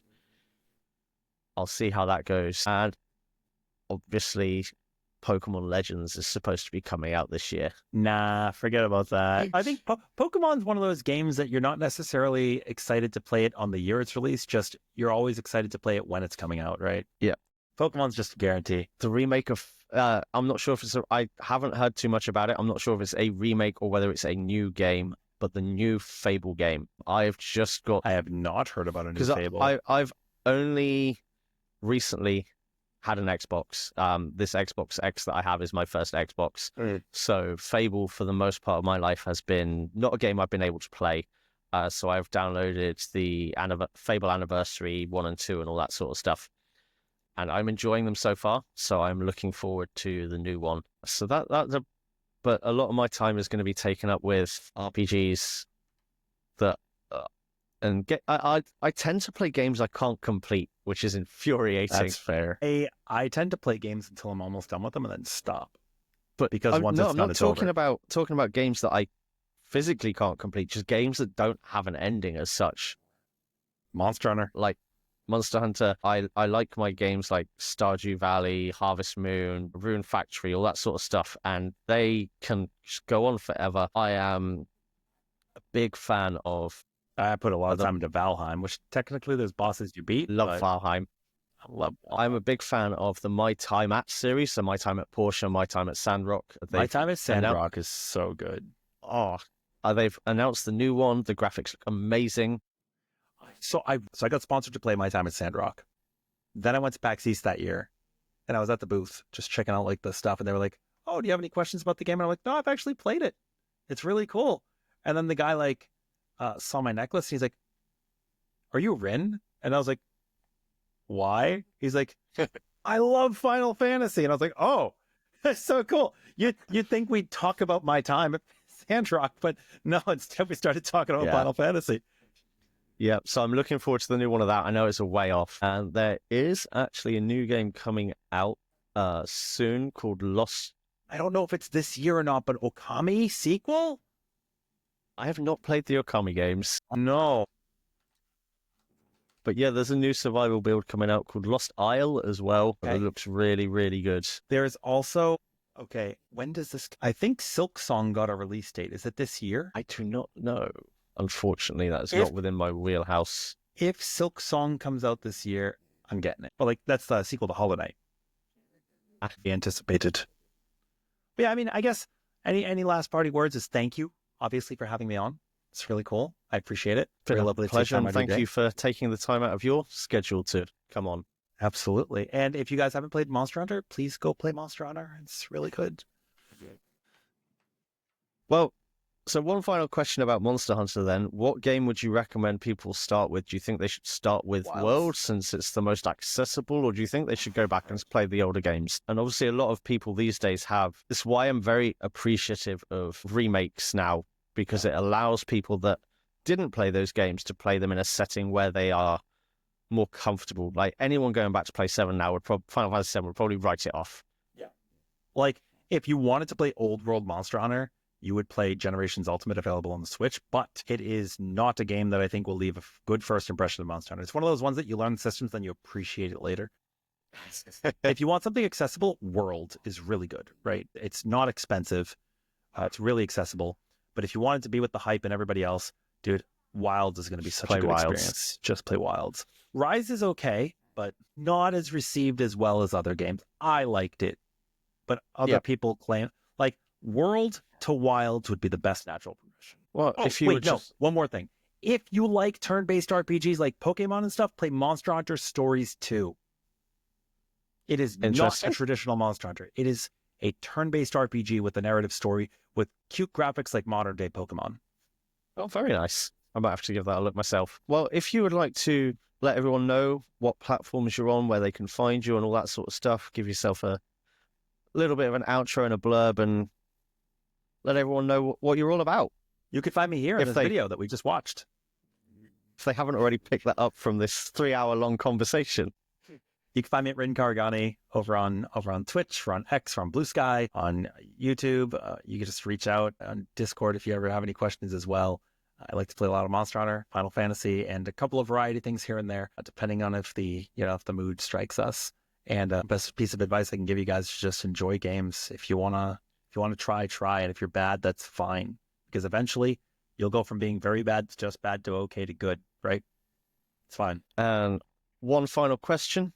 This is going to be a question that is asked to everyone that appears on this podcast. If you could take an NPC out for the day, or on a date, however you want to do this for an activity. Oh, not like execute them. No. Who would it be, and what would you do? Oh man, dude, this is a question of all time. I can't believe you just dropped this on me out of nowhere. And just to caveat, this activity can be in the game world they're from, or a real life activity. It can? Yes. Okay, I would want to take a Lagiacrus and just go riding through the waves. It's my favorite monster in all of Monster Hunter. It's so cool. That's absolutely what I would do. Nice. A sea Leviathan. Right. That is awesome. I'm sure those answers are going to vary greatly in times to come. So I'm interested to see how that question is going to progress. Sure. I can't wait to see either.